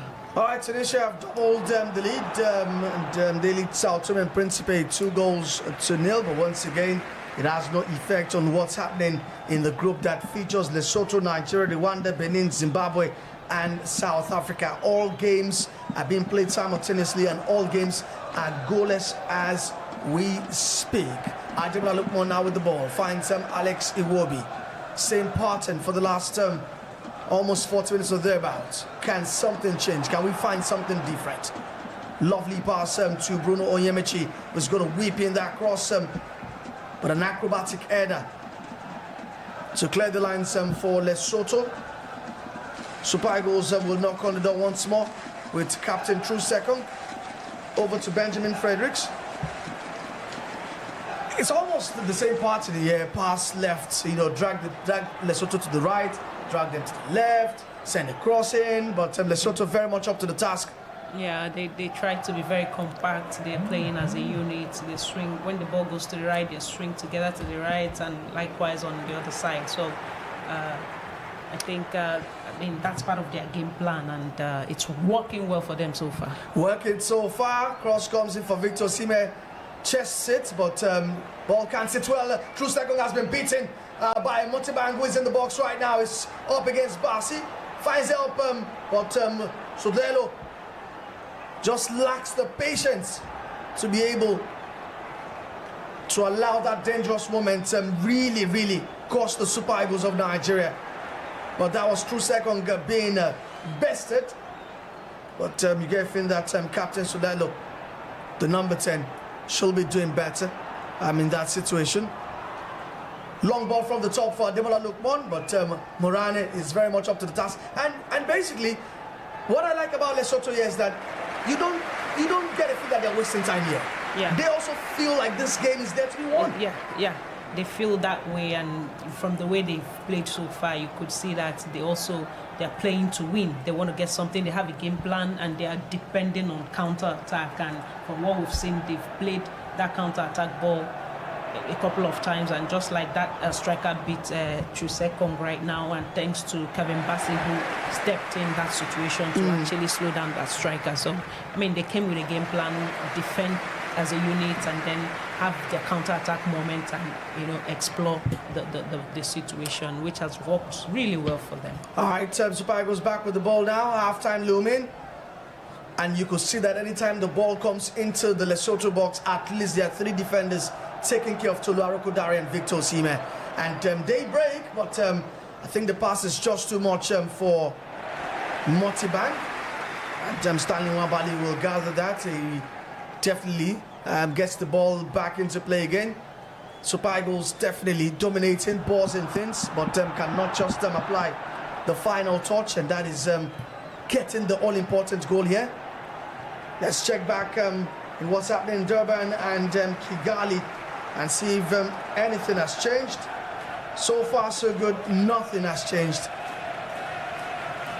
Nothing has really changed, and once again, the Super Eagles missing a chance to strike a psychological blow as far as this race is concerned. We are in it.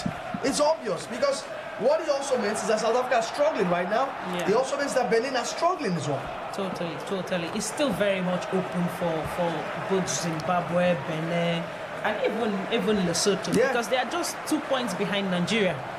So it's still very open, and I'm sure every team is throwing in everything, trying to get whatever they can get from this game. And it hurts because you feel that these are games that you should use as Super Eagles to boost your goals difference, because it might still come down to goal difference. Totally. And you're going to regret games like this where you did not score goals. Exactly. And that has always been the problem of the Super Eagles, because they've not been scoring. Even the game against Lesotho in Uyo, Nigeria, they were trailing. Yeah, until we were even begging to get a draw from that game, So we're not scoring enough, and it's a big problem. Not that the chances are not there. We're creating the chances, but the reason why we're not hitting the back of the net is still very confusing to me. All right, Super Eagles laboring right here in Polokwane, the Peter Mokaba Stadium. Tunisia have scored a third. Just bringing you some live updates from the other CAF World Cup qualifiers. It's goalless in the other centres. Amahoro Stadium in Kigali, and the one in Durban as well.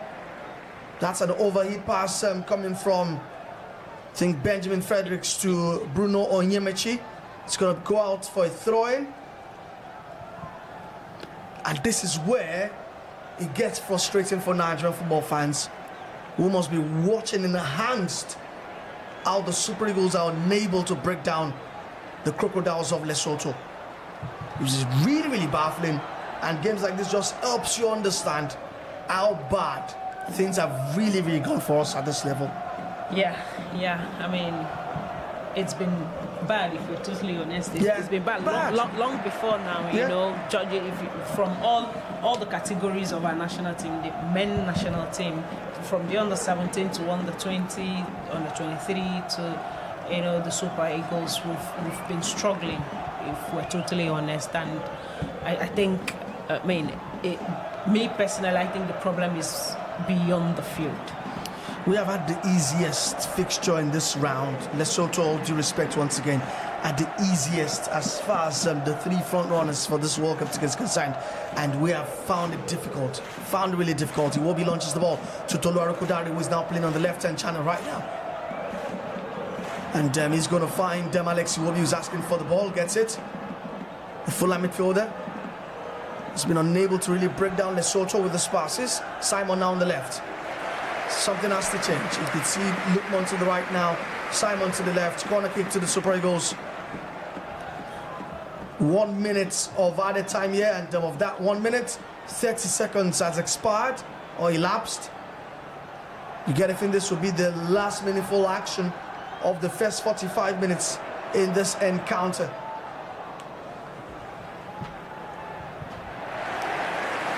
Once this corner kick is done, definitely will be half time, which we will confirm to you just shortly. Corner kick comes, and glancing header from Tolu Arokodare, and that will be it. It's half time in Polokwane. Lesotho 0, Nigeria 0 at half time. But Zimbabwe, South Africa is also in the 45th minute. We'll keep eyes on that right now. Rwanda Benin is also in the 43rd minute as a referee Makmat calls for the halftime break. Eric Chell unable to comprehend what has gone down in this first 45 minutes. I'm unable to explain it as well.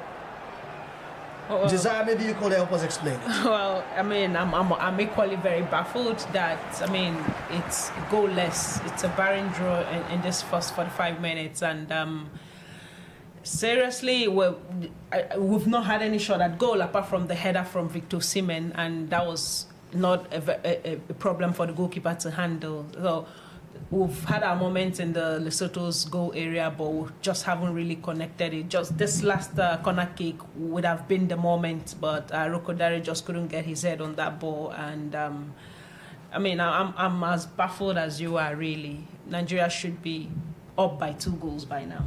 Nigeria should be up. Unfortunately, that's not the case. It's goalless at the break. We're going to take a break in a bit as well. But before we do, if you want to chime in and share your halftime thoughts with us wherever you're watching us from on VIV Football X on YouTube, just call the numbers 081 361 97658. I believe that number is on the screen as well. 081 361 97658. You can call via WhatsApp as well. We're going to take a break right now, and when we do come back, Desire will dig deeper into what has been a baffling and atrocious first 45 minutes from the Super Eagles. But maybe she could provide solutions to how we could break down the almighty, the world-class Crocodiles of Lesotho. That's coming right up after this break. Don't go anywhere.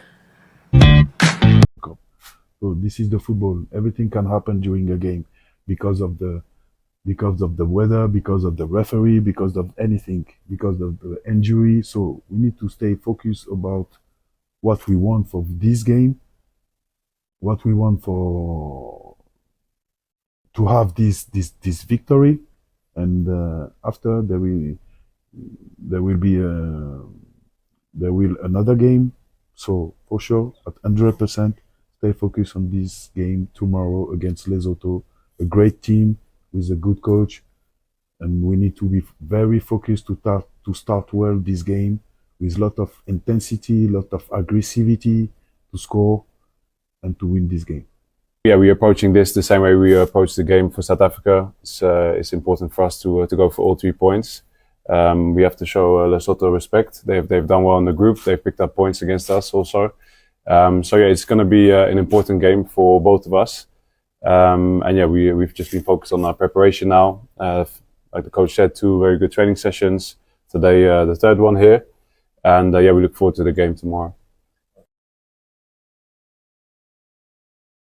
Welcome to our live watch-along of the CAF World Cup qualifying games between Lesotho, Nigeria, South Africa, away to Zimbabwe, at home in Durban, and also Rwanda at the Amahoro Stadium in Kigali against the Cheetahs of Benin. And remember, Benin are coached by former Super Eagles manager Ghana Tro. All 3 games are goalless at the break. And Desire, let's quickly focus on the Super Eagles and take a look at some of the high points. The last key talking point of that game was Tolu Arokodare's glancing header. He's had 2 chances to at least medals in front and has actually fluffed it. But I'm going to ask you, what were the things you think we did wrong in this first 45 minutes? Well, a couple of things. Like, we saw a lot of unforced errors, wrong passes, and playing the ball out of play without any pressure. I think that needs to be addressed, because we can't afford to be complacent in a game of this caliber. We need to utilize every opportunity we've got, and making those unforced error is really not good on the team. And also, I think we haven't really had enough numbers up front when we're attacking.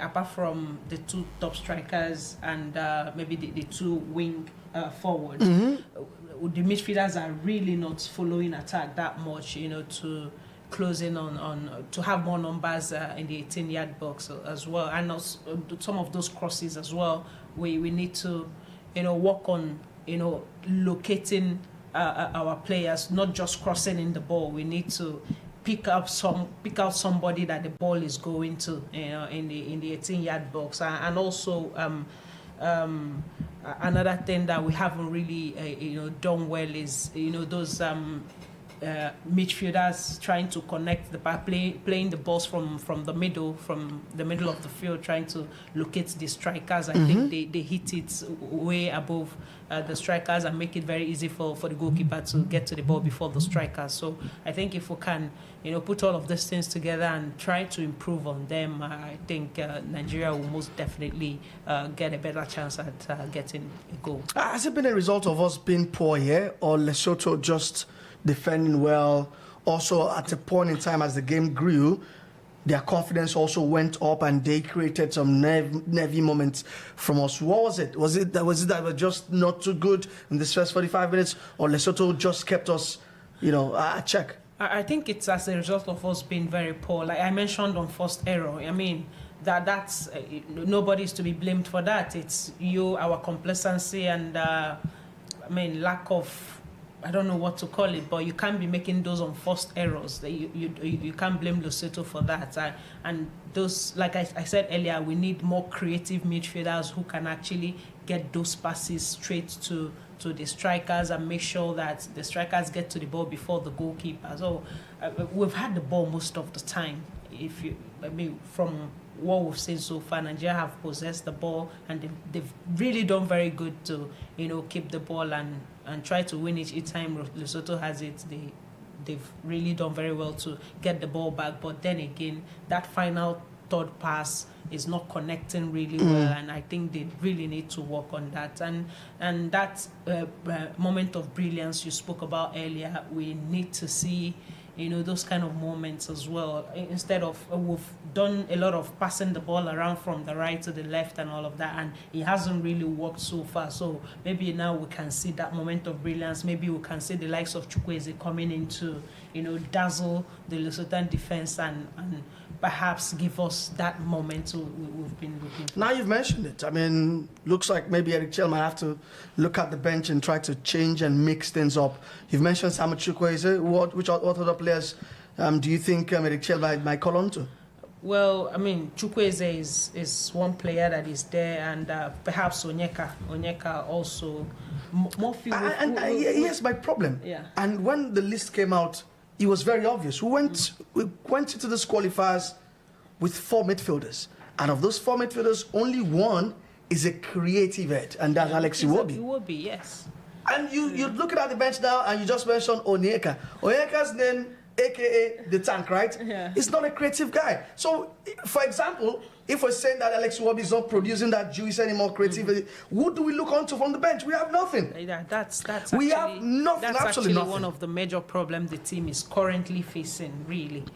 So we don't know, but like I said, Chukwueze, it might just be him that will finally come on to give us the required goal we're looking for. And also Murphy as well. He's doing well for his club in Nice. You know, he hasn't really had that enough time to actually prove his worth with the Super Eagles. But I think if given enough game time, I think he will be able to, you know, show us what he's got, and perhaps he can make his mark on the team. 69% of the ball possession in the first 45 minutes, 3 shots on target, 6 shots in total. We've got 2 corner kicks, and that's the story of the Super Eagles of Nigeria, the Peter Mukaba Stadium in Polokwane. It's been pass with absolutely no penetration from the Super Eagles of Nigeria. And talk about the other games, Desire, it's still goalless in these games, and that's what makes it really, really painful from a Nigerian standpoint. We talked about landing that psychological blow. You feel that these 2 teams, South Africa and Rwanda, go into the halftime break asking the dressing room what was the score like, and they feel pumped up that they also know that we told you the Super Eagles, they've got nothing in them. They're struggling. Yeah. Like I said, I mean, the same way the South Africans will feel about the result over here, that's also the same way Nigeria will feel about the result over there. So it's going to serve as a motivation for either side, you know. And it's never too late to still land that blow. Of course. Go into that second half, get a goal, and everybody's trailing, and the pressure is on them. Exactly. It's even better now. It's better now that it's goalless in the first half, and then going into the second half, whatever happens, the players on the field will most likely not know what's happening on the other side. You know, so we hope and perhaps Super Eagles will come back into the second half and do what is required of them to do, and I mean, put this thing to bed. All right, before we do another break and come back for the second 45 minutes, Desire, are you still putting your head on the chopping block for the Super Eagles? You still think they win this one? Yes, I mean, as a Nigerian, as a patriotic Nigerian, all I want is for Super Eagles to win and pick the World Cup ticket. So I still believe that they are going to win. Desire believes that we are still going to win today in South Africa against the Crocodiles of Lesotho. So far, so good. Lesotho are having a fantastic outing. I'm sure that the manager will be very much delighted. I'll be urging his boys. I mean, what do you think he's telling his boys in the dressing room on the halftime break? Well done, boys. Nice game. The game plan have worked so far because the game plan is very clear. Everybody falls behind the ball when we don't have it, and when we have it, we play out a counter. It's worked like 2 times when they had 2 shots at goal, which was off target, by the way. But they've really managed the game very well, having everybody fall behind. I think that's the key word. They've managed the game really well. Yeah. They've managed it really well. Yeah, they have. So I mean, their manager will be very proud, and he will continue to, you know, motivate them to go all out and do more. All right. We don't know what Eric Chell is currently telling the boys, but hey, and I'm sure the Nigerians are telling them from the comfort of their homes or wherever they're watching from. We don't love this. You need to turn it up in the second 45 minutes and get us that win. And for Eric Chell, there have been reports making the rounds that he might be sacked after, or if he doesn't qualify Nigeria for the World Cup. Augustine Guavon has been mentioned. Lara Bosa has been mentioned as assistant as well. I don't know if that is playing in his head right now, but they say there is no smoke without fire. Without fire, Desire. Well, it's a very possible scenario. I mean, the part of the reason why he was brought in is to pick the World Cup tickets, and if that doesn't happen, I think it would be justifiable enough to show him the door. But then again, I personally don't think sacking the coaches it will solve the problem of the Super Eagles, because I mean, for a couple of years now, 2 years, how many managers have they had? 5, 6, you know, and it's always been the same problem. So I don't think coach is the problem of the team. All right, Leslie Notzi's side have gotten us back on the way, so we have to abandon that break and just get back to the business of bringing you live updates from the game between Lesotho and Nigeria. cross comes from the right from Benjamin Fredericks, but Osime's header lacks power or will not sting, and that means that Morani was having a good game in goal for Lesotho. Will just gather the ball. He sends a long one to Motebang. Motebang has been a handful for William Troost Ekong, and you can see Osime urging his fellow players to really push forward, as Lesotho will have the ball right now. It's a pass, but it goes to the path of Calvin Bassey, who knocks it down. Osime with the ball. Lovely pass to Orokodare. Orokodare can't get there enough on time. Lesotho showing a lot of intent in here. Lovely pass to the path of Motebang again, but Calvin Bassey heads it away for a throw-in. I mean, you can see the intent of Lesotho once again. I think the instruction they've gotten from the manager is don't sit back. Yeah. Attack these guys. They're there for the taking. Yeah, and this first 2 minutes of the second half, that's what they've done. They've been on the Nigerians half more than Nigeria have been on their own half, and I think they want to play more of attacking football now. All right, Lesotho on the attack, but it's been repelled here by left back Bruno Yemechi, and he finds Tolaro Kodari, who lets the ball. You know, for Alex Iwobi, who can't get there on time. It's halfway throwing to Lesotho. And check. Yeah, go on. Sorry, like having Lesotho, come forward now to play. I think it can actually be good for Nigeria. Open up the spaces. Exactly. All right, Zimbabwe, South Africa also has kicked off the second half. We're waiting. Rwanda and Benin to also get us started. Tunisia have scored the fourth one just early into the second half. They're having a great time right there. And Super Eagles come for Tolar Kodari. No changes at halftime from Eric Chell, which means he is in quote happy with his team so far. It will be nice pass to find Mo Simon in that pocket of space. He will be trying to dictate things here. Wrong pass.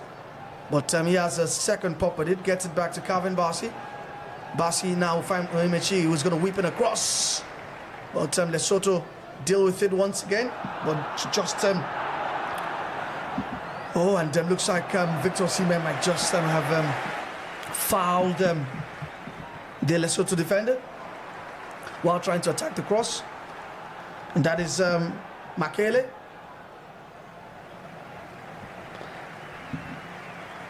And it's Nwabali hasn't seen any meaningful action.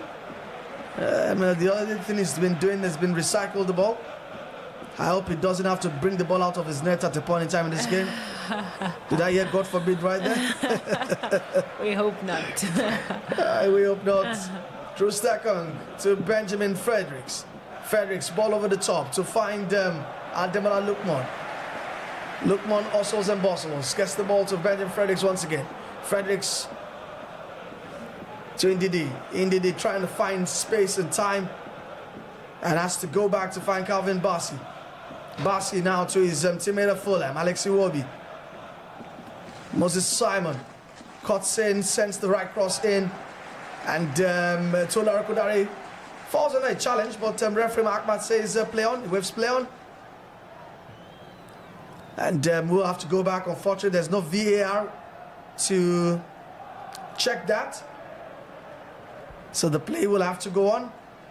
Indeed, in that pocket of space, it's been found by Alex Iwobi. But Lesotho once again remain compact, defending narrow. Benjamin Fredericks on the right to Ademola Lookman. Lookman turns, finds her in the box. Low cross in there. But Tolu Arokodare is unable to steer that one into the net. And it's going to be out for what I believe should be a goal kick. But Morani looks like he's come off badly in that incident. But that was great work from Ademola Lookman there, Desire. Definitely. It's a good piece of work from Lookman. We need to see quick fits like that, take your defenders on and, bring in those crosses. And unfortunately, Arokodare couldn't connect that, but it's a very positive move from Lookman. All right, Morane is down, but looks like he'll be fine. He's smiling on the turf. Maybe just needs a bit of an attention from the physios. So play will be stopped. Leslie Notsi, that's the Lesotho manager, looking on. And you get a feeling that the next goal in this game is going to be very crucial. Desire. Very, very. Did I say next goal? The first goal of this game. Yes. That is if it we do will have be one. for either side. Yeah. It will be very crucial, really, for either side. So, well, hope it comes. It may not come. All right, Rwanda against Rwanda Benin is still not started. The second half hasn't commenced yet. But Zimbabwe versus South Africa is also in the 50th minute as we speak. This is going down the wire. Nothing will be decided today. But this will really hurt as a Nigerian if South Africa drops points or probably even lose. Benin also drop points and we're unable to capitalize. And whoever scores first in these 3 games will gain a massive, massive advantage, not only on the table, but also from a psychological point of view. All right, free kick to Nigeria. Lesotho caught offside there as the play resumes. And there was Lesotho trying to thread a pass towards the captain of the side, that's Sotley. Now Super Eagles will come again, this time from the left. Iwobi. Time's ticking, time's of the essence here. Adima Lukman takes it down brilliantly. But it's been marshaled by Matlabe. But Fredericks with the tantalizing cross. Tolar Kodari unable to really get to it. That's a and looks like it's a penalty to the Super Eagles of Nigeria. Penalty to Nigeria. And the culprits there is Toluane. It's the cross that's coming. And Moses Simon launches that shot, but unfortunately hits the hand of Nkwanazi. Yeah, it's Nkwanazi who was the culprit there. And that was clear as day. That was bright as day. That was a penalty all day long, Desire. Yes, it is, and good attack from Nigeria, good cross, good follow-up ball from Moses, and that was even a difficult ball for Moses to play. You know, he had to readjust his body, stretch his left foot, his weaker foot to shoot that ball, and fortunately for the Super Eagles, the ball hits the Lesotho defender, and it's a penalty. True second will take, and True second will score. He will score. Game in the 56 minutes right now. Trostekong has given Nigeria the lead from the penalty spot.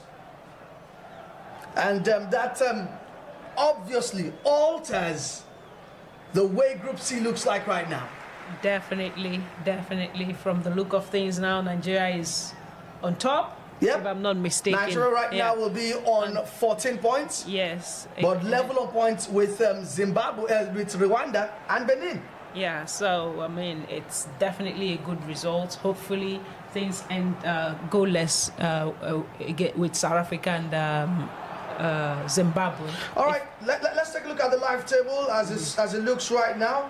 And, yeah, I can tell you that the Super Eagles are now on 14 points, but they are still third because Benin are still drawing, which puts them on 15 points on the live table. South Africa are also second on 15 points, but Nigeria closing on 14 points in third. They narrow the gap from 3 points behind to 1 point behind, but we will be hoping and praying earnestly that maybe Zimbabwe just go all in, beat Zimbabwe, and who knows, Rwanda also chip in with a goal or two against Benin, and that might just really help the look of things in that group. That's Group C. So Nigeria take the lead in Polokwane, and I'm sure that echoes of that must be sounding in Durban and Kigali right now, Desire. Definitely. It's a good result for Super Eagles, and like you said, we hope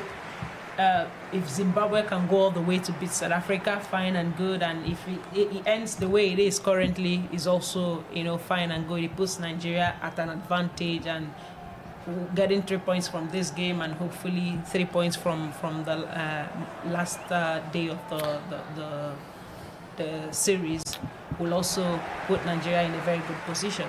All right, good momentum of attack from the Super Eagles, fizzled out for a goal kick. Ademola Lookman looking baffled right there, not really happy with the way things have panned out. Lesotho will take the goal kick. It's a short one. Unfortunately, gets long again, and they know that they've come undone by handball, but we'll see if that won't deter them. Long ball to Tola Rokodari, knocks it down really well for Sime. Sime finds Ademola Lookman with the first time pass. But Lookman has to chase into the right hand channel, sends him a lovely pass to Alex Iwobi. Can take it one time? He does. But Morane is very, very much up to the task.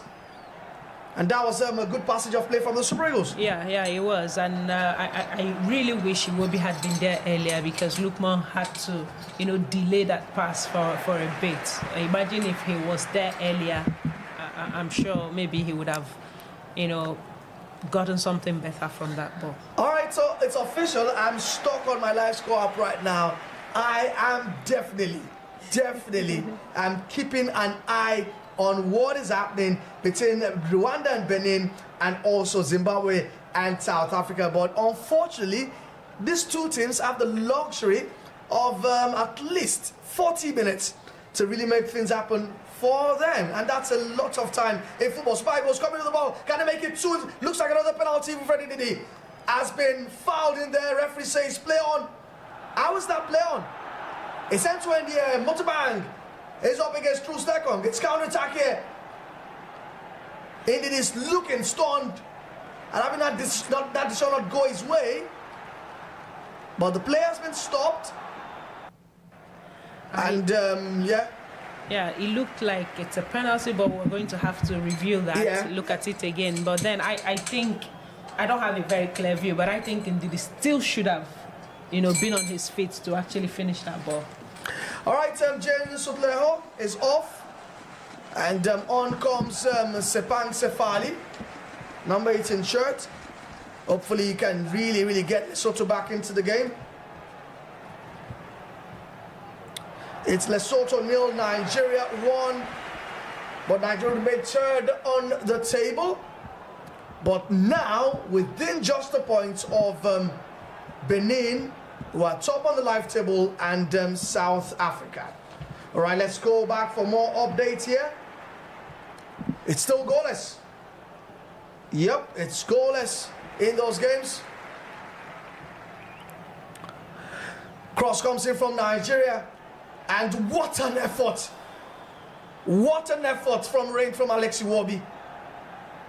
It's out for a corner kick. Super Eagles have up the ante, haven't they? Yeah, they have. They have. I mean, very exciting scene so far. They've upped their games, and looks like this goal have, you know, pumped them up. And, energized them. Yeah.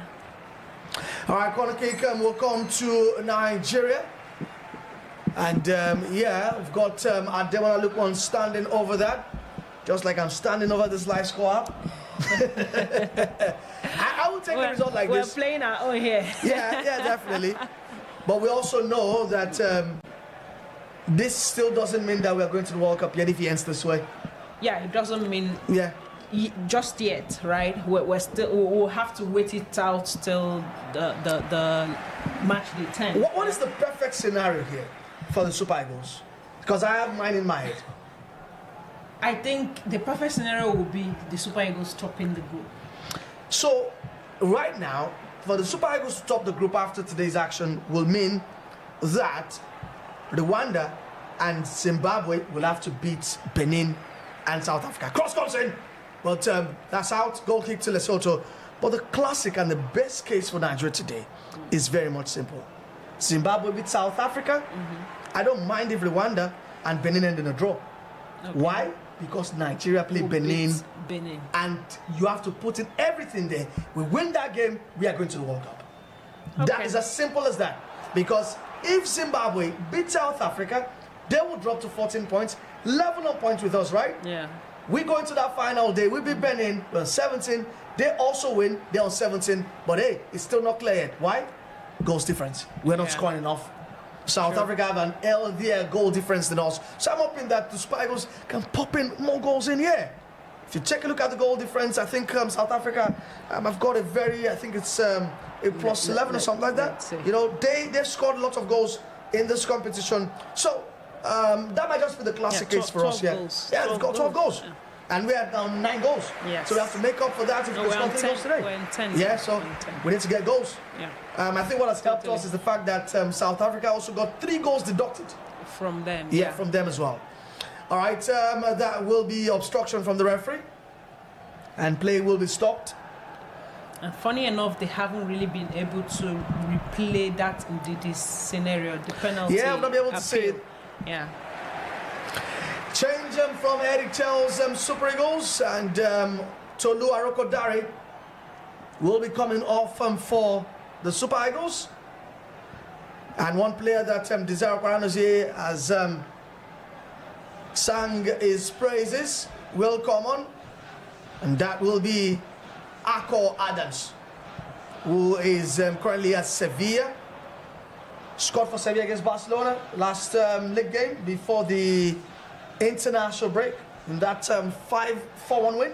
Yeah, I mean, he's such a great player. The last time we saw him, I personally saw him in the colours of Nigeria was during the under-20. Yeah. So he came through the ranks. Yeah, and he's doing well for club. So hopefully he will bring that brilliance here. Osimhen for number 2, but no, it's in the upright. Game still very much on. Ball very much live. Moses Simon turns into a sets across. But what a touchline save! That was a touchline clearance. Wow, what an immediate coming from Lesotho. impact. But that all started with Victor Osimhen dinking the ball. It's the upright. Moses Simon twisted and turned about twice. And then Lesotho cleared the alliance. But danger is still not averted yet. The Super Eagles are still lurking around. Wilfred Ndidi. Much better from the Super Eagles. Iwobi finds Onyemechi now to Moses Simon on that left-hand side. Back to Onyemechi.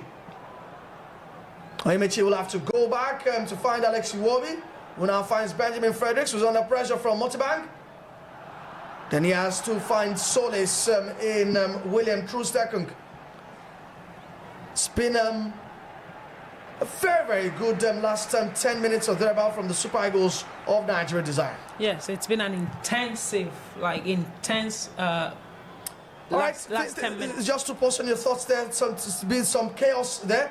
Ademola Lookman has been booked by referee Mahmat for a foul on a Lesotho player. I'm sure we're going to take a look at that again. Happened just in a flash. And that yellow card also means that he is out of the game against Benin Republic. Yeah. Oh, for retaliation. That was a retaliation there. He shouldn't have done that. He shouldn't have done that. He had no business retaliating there. I mean, and Matlabe gets so close and then gets tight, and he's trying to wriggle off, and he retaliates. That's unprofessional. Let's just call it spade a spade. It is actually very unprofessional. Now, knowing that you're already on yellow card, any yellow here would, take you out from the game against Benin. And I mean, you don't react that way. You don't.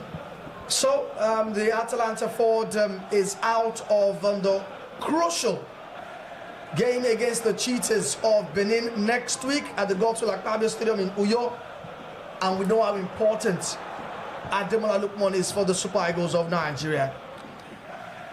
All right, Matlabe will be getting medical attention right now as the play is stopped. True second Gavin words with Ademola Lookman. I'm not sure he must have been impressed with what he saw there. True second with a lucky penalty there. It is really a lucky one because goalkeeper was this close to saving that. Very close. All right, talk about lucky. Maybe South Africa about to get lucky here because Zimbabwe have been reduced to 10 men. They've had a man sent off. 68 minutes gone in that one in Durban. So maybe makes the job for the Bafana a bit easy, as Leslie Notsi, the coach of Lesotho, looks on. He's not happy with what he's seen, obviously. So it's Zimbabwe nil, South Africa still nil, but Zimbabwe have been reduced to 10 men. I will confirm who has gotten sent off in a bit. So South Africa have to really throw everything at it right now, because they know that Nigeria have taken the lead. Yeah. So they have to give everything right there in Durban. But I mean, you have to be happy and impressed with how the Super Eagles came out firing in the second 45. But even in the first half, they came out firing, and the only difference was they couldn't, hit the back of the net. But fortunately, in the second half, they've been able to find that goal that they need. So generally they've possessed the game. They've had most of the ball. They've been putting pressure on the Lesotho team. Just that they haven't really been very clinical, and it has happened in the second half. So they should keep going, keep it up. And after that goal, we've also seen a couple of more brilliant moments where the ball could have gone into the net, which it didn't. But so far, so good. All right, play resumes. Lesotho nil, Nigeria 1. And penalty to Tunisia. They can make it 5. And don't forget, the Super Eagles also took the lead from the penalty spot through Captain William Troost Ekong. And let's also inform you that Zimbabwe are down to 10 men, while Rwanda are currently holding Benin to a goalless draw. And Adigun will have to be careful for the rest of the game. Not only could he miss the game against Benin, maybe could not. He might not be able to finish this one as well. Yeah, but I mean, Lukman is one player that I've always known him to be very calm, and it's so very much unlike him to have reacted the way he did. I don't know. And we were already leading 1-0, so I wouldn't say it's frustration or something, but I don't know. That's solely out of character from him. Free kick to Nigeria, and Ademola Lookman will take that from the right-hand side, sends it in, finds Akko Adams. Akko Adams in turn finds Victor Osimhen. And Lesotho will have a chance to break. It's a longer punt forward to find Motibank, who has enjoyed his clash with Troost Ekong today. It's really been a hands full for the Al Khulud striker.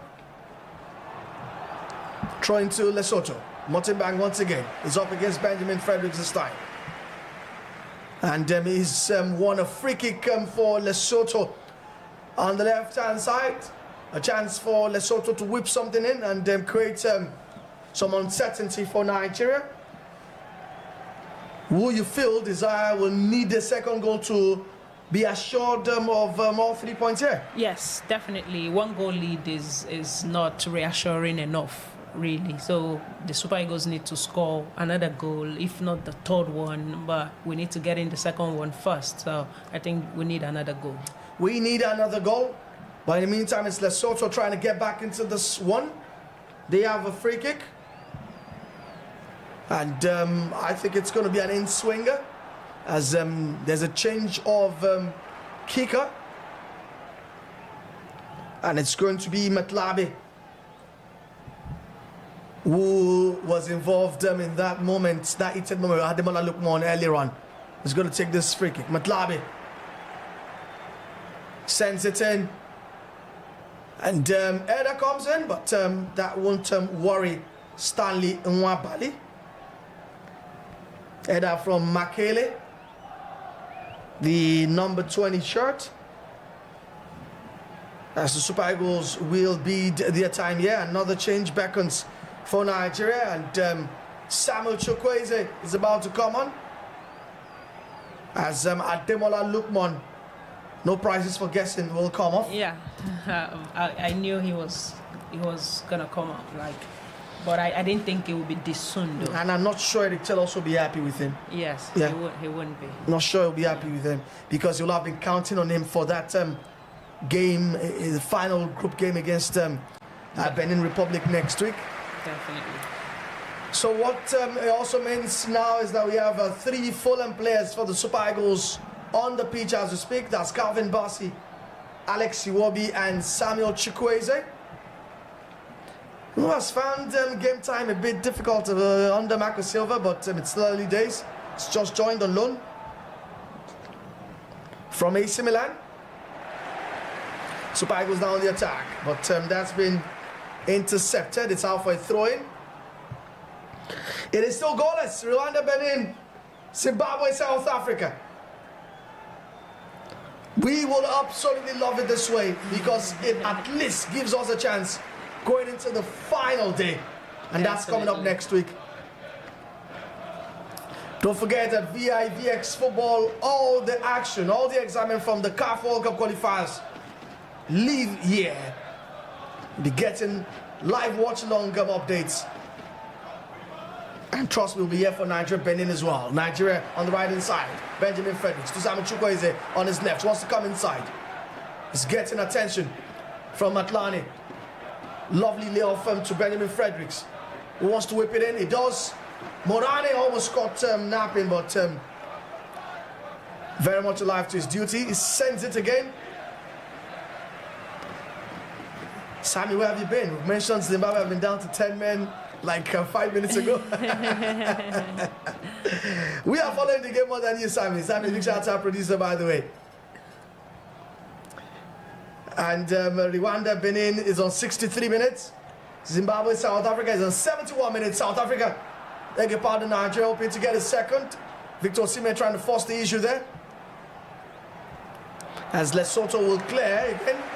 But the Super Eagles will come again. They know that not only 3 points is required here, you need to also score goals as well. Yeah, and I think the Super Eagles knows that, and they've been pushing. And I mean, Victor have had one ball that hit the woodwork, unfortunately. So they've, since after the first goals, the Super Eagles have been really very forceful against the Lesotho defense, and it still hasn't clicked. And I could see Victor Osimhen's frustration now. He's beginning to complain. I think the team, they are not getting the ball across to him, and it's really very frustrating. All right, so Lesotho preparing another raft of changes.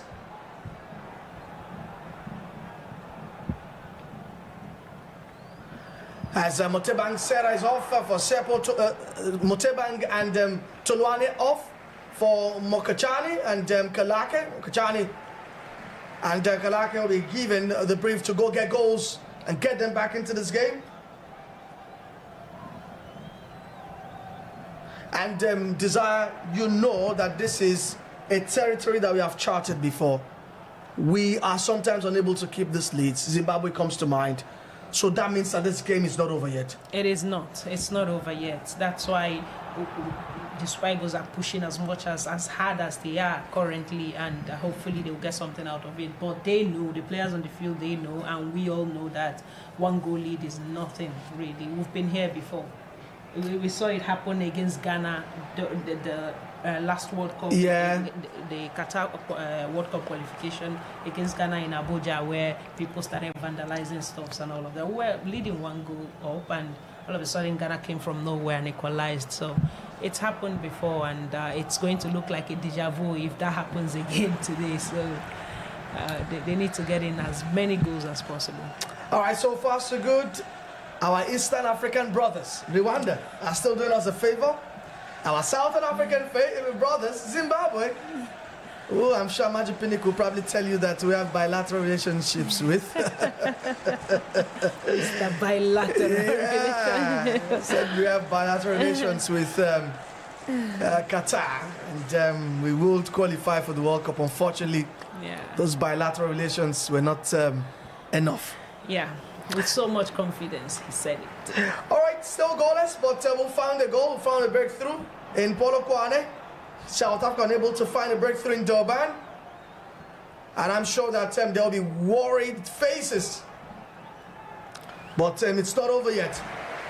And just like it's not over in this one, Lesotho on the attack from the right. The pass is overhit, and there'll be a throw to Nigeria. At what point in time do you think that Richel needs to swallow his pride and say, you know, we're not this Lesotho, but hey, it's time to retreat and defend this lead. See, if we cannot score those goals, at least let's take 3 points home. Well, I don't think there should be. I mean, I don't think you should make that decision at any point in this game. Remember that cost us against Zimbabwe, I totally. where the manager brought on Victor Boniface when we thought the change should have been a bit more defensive. Perhaps maybe when we've gotten our second goal, but now, right now, at this point, they should keep going. The second goal will come. Second goal will come, late, but It's an offside already. Or perhaps if it still stand at 1-0, maybe 85th minute. I mean, I think at any point in time, it's like, see, you know what? Let's just swallow our pride. Looks like we're unable to get those goals to level up, but you know, those 3 points are very much precious. Let's close up shop. Let's be a bit more solid, and let's see if we can still attack on the break. But at this point in time, it's not. We can't be open anymore. We can't be all gung-ho in our approach, even in terms of the players we're bringing onto the pitch. But we'll wait and see. If Eric Chell is going to make that decision. We're still in the 78th minute of action. Lesotho 0, Nigeria 0. 68 minutes in the Amahoro Stadium. Rwanda 0, Benin 0. 75 minutes in Durban. Zimbabwe playing with 10 men 0. South Africa 0. Nobody will have predicted this happening today. Nobody will have saw this one coming. Yeah. All right, there's been a clash of heads between Akko Adams and Makele, but both Adams and Makele will be fine. Play goes on. Calvin Bassey now with the ball. Finds his centre back partner, Trustekong, who have both, you know, they've had nervy moments today. Courtesy Sudleo and Motibang, both already now out of the game. The Super Eagles, Osime gets the ball to Samu Chukwueze on that right half space. Reverse pass to Osime, who can hold on to it. He still does. Sends a pass. What an effort. And what a save from Murani there. It's going to be out for a corner kick. Desire. Osime is knocking on the door. Yeah, he is. I mean, he's been pushing really hard since after that first goal, and it's really very good to see that hit the woodwork again, thanks to the goalkeeper. And I mean, I love the way he's continued to push. All right, it's an in-swinger, but the header, a reverse one from Victor Osime will not trouble Murani.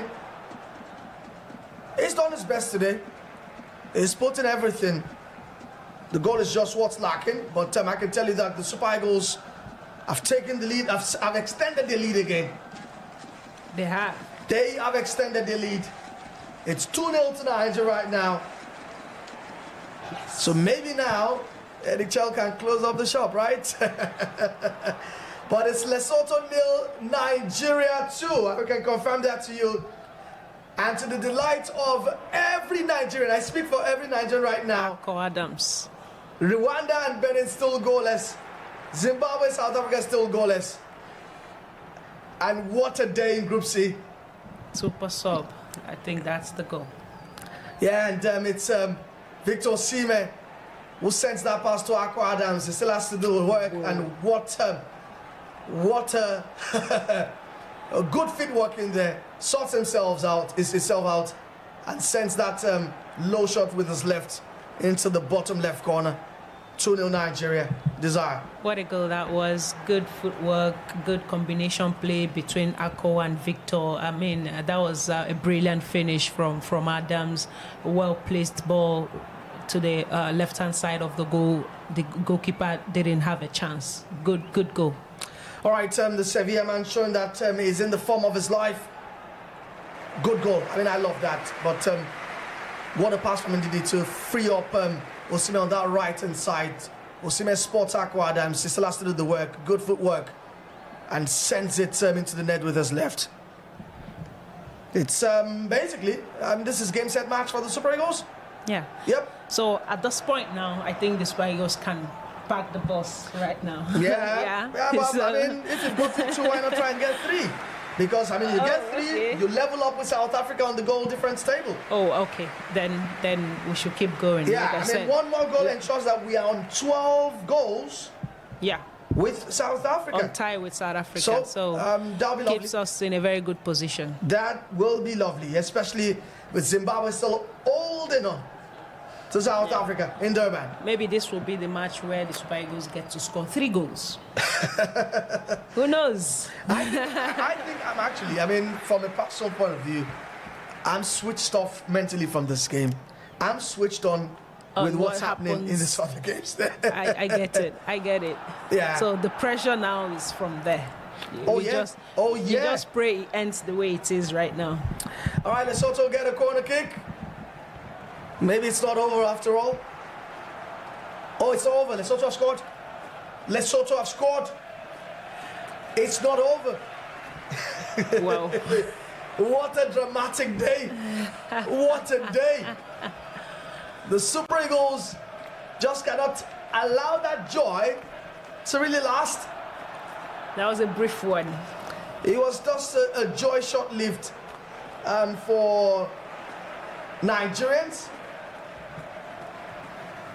And we talked about the fact that, say, it's never over with the Super Eagles of Nigeria.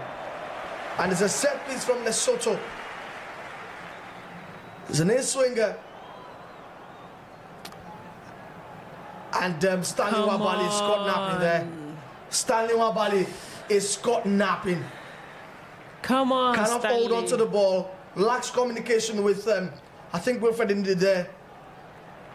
And Makele just has to lob it in. So it's 2-1. I remember you earlier saying that, I mean, that Stanley was, you know, he hasn't really had enough time to, he hasn't really He hasn't been active. active in the game, and you hope that the only time he will be active will not be him picking the ball out from his own goal post. And this is a very poor goalkeeping from a goalkeeper of his caliber. I mean, if you can't catch that ball, you punch it away from your goal area.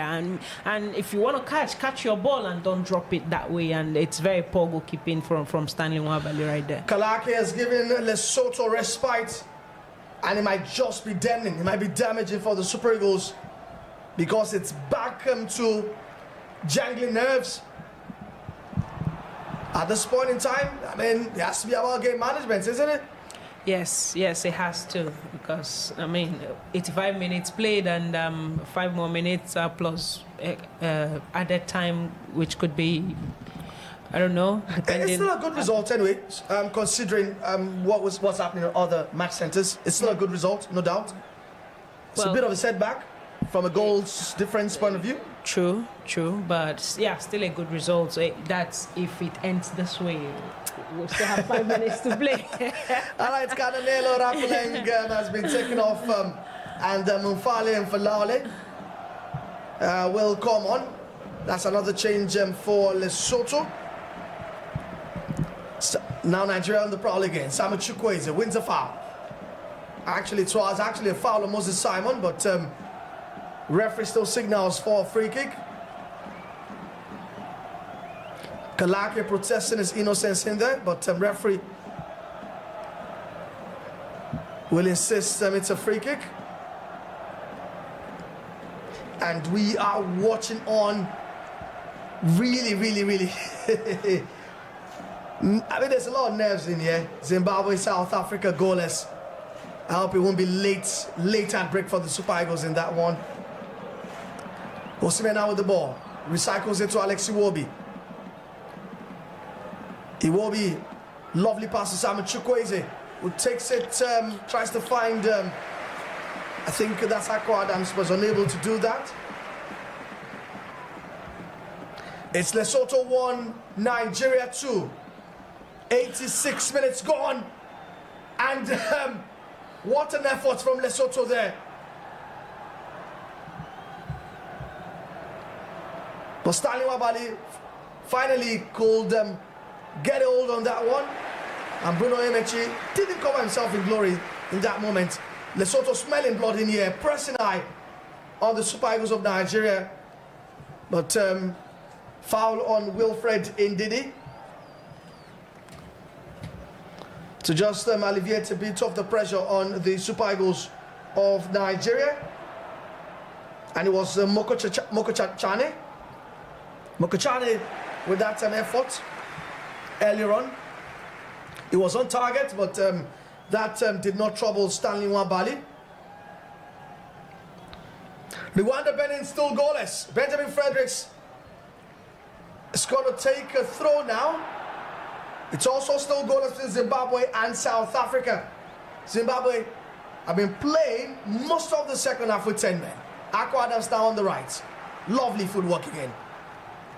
But Lesotho can clear again. Super Eagles still very much, but that's a long pass from Samuel Chukwueze. You get a feeling that maybe our momentum has dropped down a notch or two? Yeah, it has. It has. Most especially after the goal against Super Eagles. Since after that goal, the momentum have dropped a little bit. I think it was demoralizing. They wouldn't want to concede, I'm very sure, and having that goal kind of slowed things down a little bit for the Super Eagles. And Lesotho win a corner kick. We know that their goal came from a corner kick. All eyes will once again be on Stanley Nwabali, who needs to be on maximum alert here. Corner kick to Lesotho. Shemi Ajayi about to come on and fortify the back line for the Super Eagles of Nigeria. And Shemi Ajayi getting ready to come on. We still don't have an idea. Okay, looks like the corner kick will be taken before Shemi Ajayi, the All City centre back, comes on for the Super Eagles of Nigeria. It's an in-swinger. Here it comes. But that's just too much. And will fizzle out for a throw or a goal kick to Nigeria. Desire, what's going on in your mind right now?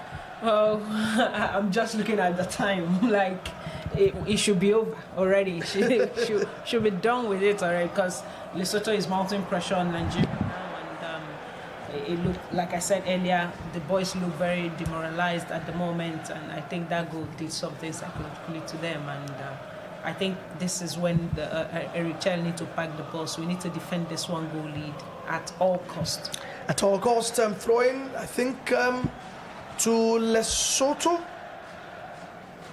Victor Osimhen protesting his innocence in there, but I think he docked in that challenge. Now Shemi Ajayi will come on.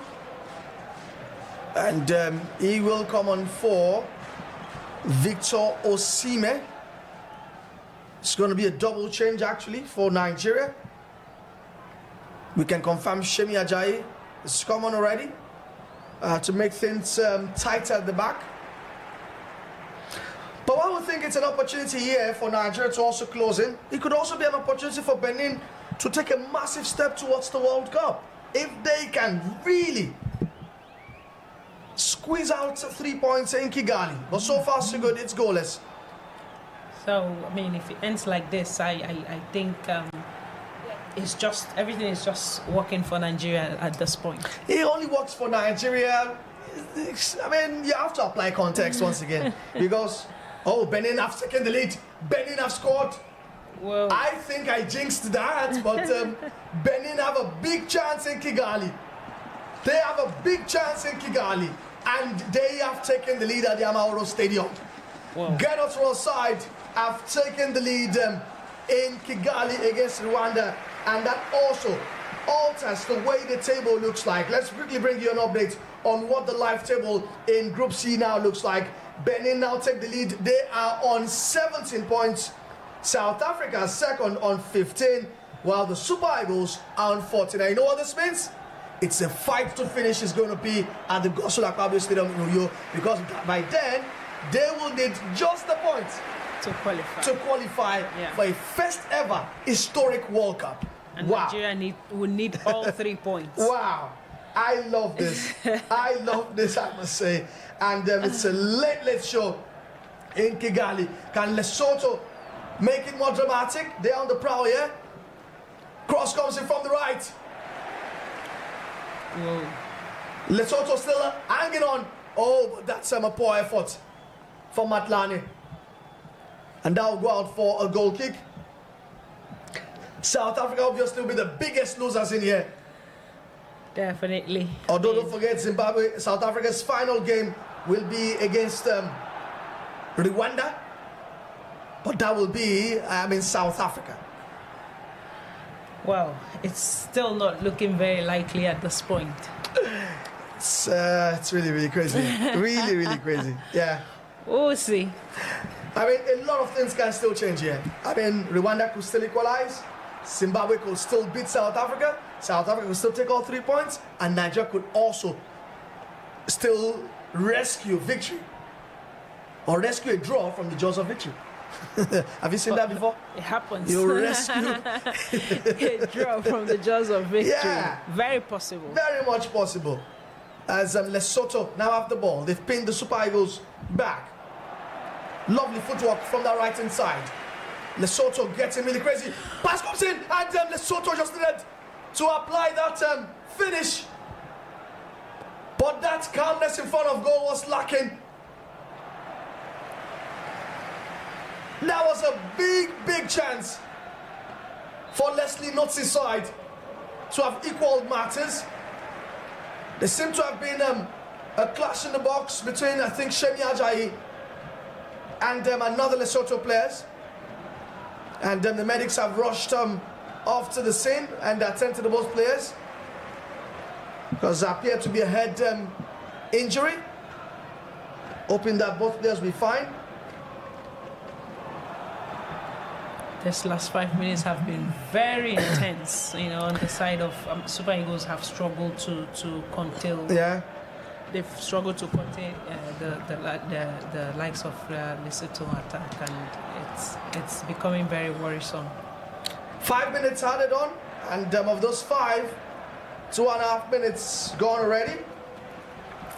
We've also gone into 90 minutes plus in Durban between Zimbabwe and South Africa, while the game between Rwanda and Benin is in the 83rd minute. We can confirm that Sao Tome Principe and Tunisia has ended 6-0. The Carthage Eagles have plastered Sao Tome and Principe. You can see the live table there. Benin on 17 points, South Africa second on 15, Nigeria third on 14. It's going down the wire. Benin coming to Uyo next week Tuesday. Yeah, with Gernot Raw. That's when everything will be decided. And knowing for that Gernot also qualified Nigeria for the World Cup in Russia 2018. And that was the last time Nigeria were in a World Cup. Wow. Can he do it with the cheaters of Benin? We'll find out on Tuesday. And remember that we are already at a handicap with Ademola Lookman missing from that game. Definitely. Wow. Definitely. Wow. More reason to be really pissed at the Atalanta forward who lost his head in that moment. Because it was really not necessary. All right, we are hoping that referee Mark Matt will probably add a minute or two more because of the stoppage. But what will that mean for the Super Eagles? Will it mean something positive for them? Or the other way around? There's only one way to find out. Samuel Chukwueze sends a cross in. It's going to be out for a throw-in. Zimbabwe and South Africa in the 93rd minute right now. And it's been disappointing for Ogo Bruce's and Bafana, who I have always felt that the all 3 points deduction thing was going to always rock the boat. It destabilized them. They were very much confident before that ruling came. And I think that decision from FIFA has just rocked the boat. You know, blame game here and there was to blame. And maybe they just properly didn't focus. Because, I mean, this is an added advantage for them. They played this game in South Africa. Possibly, yeah. That may have been a very big factor for how badly they may have performed today. And it's very possible that affected them psychologically. All right, our qualification permutations coming through. Lesotho with a close shave there. And that was another brain fart moment between Stanley Wabali and Shemi Ajayi. No communication there. And the ball was rolling almost into the net. That was a massive escape from Nigeria. Massive escape. Once again, I think it's Stanley Wabali at fault in there. Definitely, most definitely, it's Stanley, and game by game he continues to lose his head, continues to lose his confidence. At this point, with the way he's continued to go, I think I've lost that confidence in him. That he's not the same goalkeeper at the WAFCON. At the last AFCON, and he's gradually losing his head. It's full time already. And that chance, if he was converted, could have really, really damaged massively whatever is left of Nigeria's chances. But we'll find a way to come out unscathed at the Peter Mokaba Stadium in Polokwane. But let's quickly turn our attention to the games in Kigali and Durban. It's 1-0 in favor of Benin. Zimbabwe still holding on to South Africa. It's goalless in Durban. Crazy scenes there. Stick around for our projections in terms of what we think is going to happen on match day 10. That's next week, Tuesday. Just stick around for that. We're waiting to get confirmation of full time in the Zimbabwe versus South Africa game. Zimbabwe playing the game with 10 men. And Lesotho looking distraught. They knew that was a big chance there. The desire, we came off. I mean, we got away with murder there. We got away with murder. Yeah, we got away. And in this game, we saw a lot of moments. The Super Eagles were found wanting, and this cannot happen against Benin. It cannot. They need to put that game to rest from the very first minute of that game up until the last minute. You know, they shouldn't give Benin as much chance as they've given to Lesotho in this game. You know, that's one game that they cannot afford to play with. Credit to Lesotho. They made the Super Eagles earn. The Super Eagles earned this win. They didn't get it on the platter. They earned it. They kept the Super Eagles honest from minute 1 to 90. And I can understand why they were distraught. They feel they deserve something from this game. And they still can't believe that effort from Matlane after that drop ball and brain fart moment from Stanley Wabali did not end up in the net. Exactly, and he doesn't. That last action, Stanley doesn't have any business being out. His defender is still there. Your defender haven't been beaten yet, so you don't even have any business being there in the first place. And you coming out there, you should be able to deal with that ball decisively. And I mean, the ball fell on him. Yeah. You know, in as much as he's complaining that Ajayi disrupted him, but it fell on you, so you should be able to deal with it, and that was a nice saw from him. And moments ago, we saw Victor Osimhen, the Super Eagles gathered on the pitch, giving a pep talk. Oh, it's gotten really from bad to worse for South Africa. They've also had a man sent off. They've had a man sent off in the 97th minute. So it looks like that game is destined to end in no victor, no vanquished in Durban. But we will be getting confirmation very soon. The game is still very much on. And we're just hoping that Rwanda maybe could also sneak a late equalizer against Benin. Possibly. Yeah, possibly. Who knows? That game is also in the 90th minute. Yeah. We'll take a look at the live table just in a moment. But Zimbabwe, South Africa has waltzed into the 98th minute. It remains barren in that one. And barring any unforeseen circumstance, I think that game should end this way, goalless. And it looks like Desire has linked us up to the game in Durban. We are following that right now. Zimbabwe, it's ended, I believe. Yeah, it's ended. It's full time in Durban. Zimbabwe 0, South Africa 0. Disappointing result for the Bafana. Disappointing result for Safa. Disappointing result for the CAF president, Patrice Motsepe. Very disappointing. From the reaction of the South African players, you could see how disappointed they are with this game. I mean, they should have, gotten all 3 points from this game. I mean, they've been the favorite to top this group, and falling behind what is expected of them in this game. They realize that they knows it, and that's why they are reacting this way. All right, so now let's make sense of what this group looks like right now, because not much has changed. Yeah. The only thing that has changed is that the Super Eagles have caught up a bit with South Africa as far as the points are concerned. Benin are still top of the table, South Africa second, Nigeria at third. Now, let's take a look at the final games coming up next week, Tuesday. We have Nigeria versus Benin. That is a must-see game. That is the game of the CAF World Cup qualifiers, as far as I'm concerned. We also have South Africa at home to Rwanda. What are you expecting? What are your projections?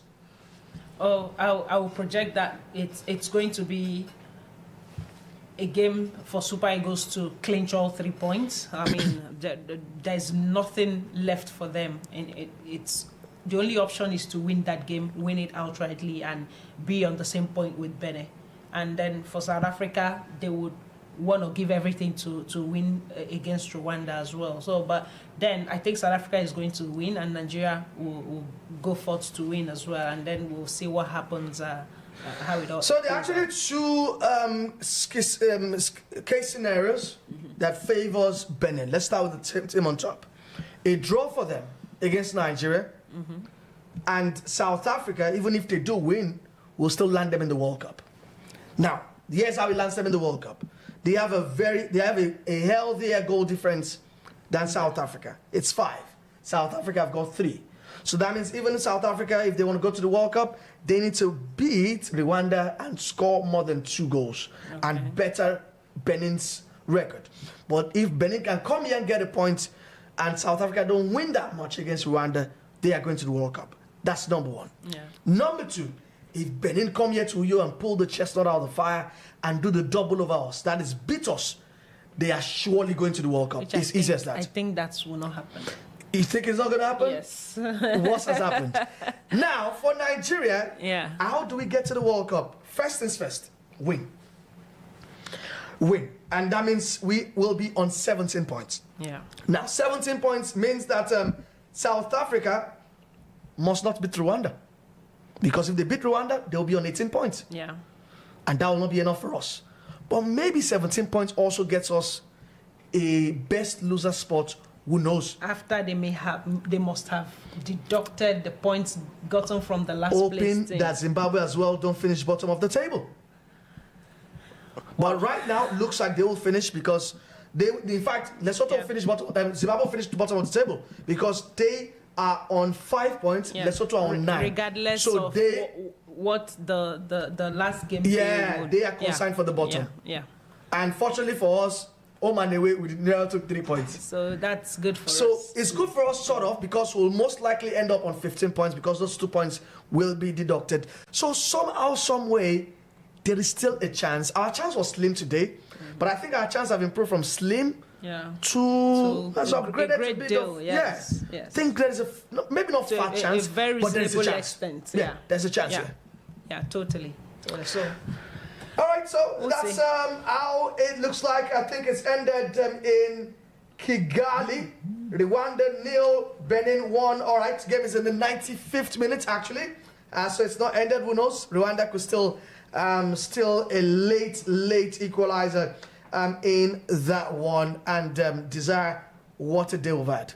What a day. And I still believe that the South African results will favor us at the end of the day, and even with, unfortunately, Benin, they won, but I would have wanted it to be a shared point, between them and Rwanda, but that would have been a perfect case. Exactly, but then it is what it is. It's good that Super Eagles took all 3 points from this game, and let's hope for their second consecutive win in this series. Now it's time for you to call it. Because obviously we both will be here next week Tuesday when we play Benin, right? Yeah. Who is qualifying from this group for the World Cup? South Africa. You still go with South Africa? Yes. I think South Africa, they are going to win at home.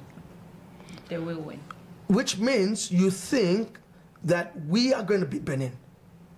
Remember, South Africa get a win and Benin still come here and play for a draw and they get it. They are going to the World Cup.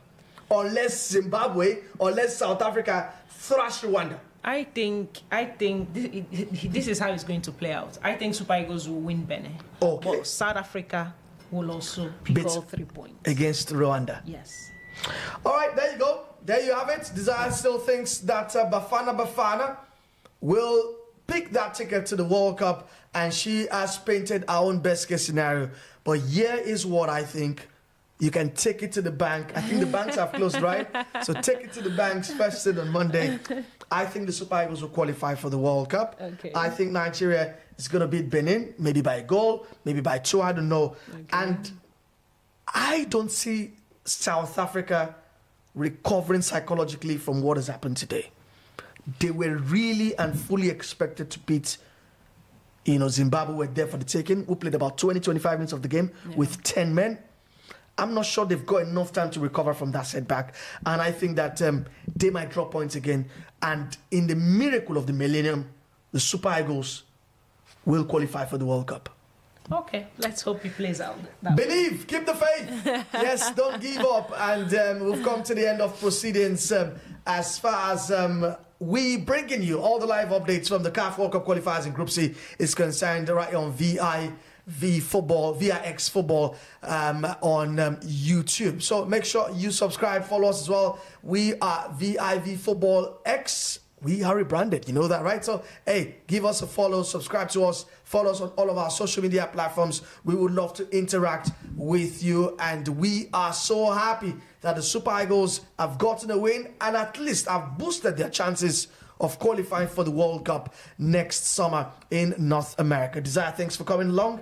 It's a pleasure. All right, and thanks to everyone out there who also watched along. On behalf of everyone part of this production, thank you very much for watching. Have a lovely weekend as well. The CAF World Cup qualifiers continues. We've got Gabon and Ivory Coast going down the wire. Ghana yet to confirm their place as well. There are still 4 more places available as far as African qualification for the World Cup is concerned. In case you don't know, Morocco, Tunisia, Algeria, Egypt, and I think Senegal have also punched their tickets to the World Cup. But for Senegal, maybe they have to wait to the final day. Yeah. It's not confirmed yet because DR Congo are second on 19 points. They are on 21 points. So it's still 2 points in between. Yeah. So it's going to death. So let's just tell you that 4 spots have been taken and 5 more still up for grabs going into match day 10. What's it going to be? Make sure you keep it locked right here on our channel, VIV Football X. Desire once again, have a great weekend. We'll see you some other time. Good night. See you guys.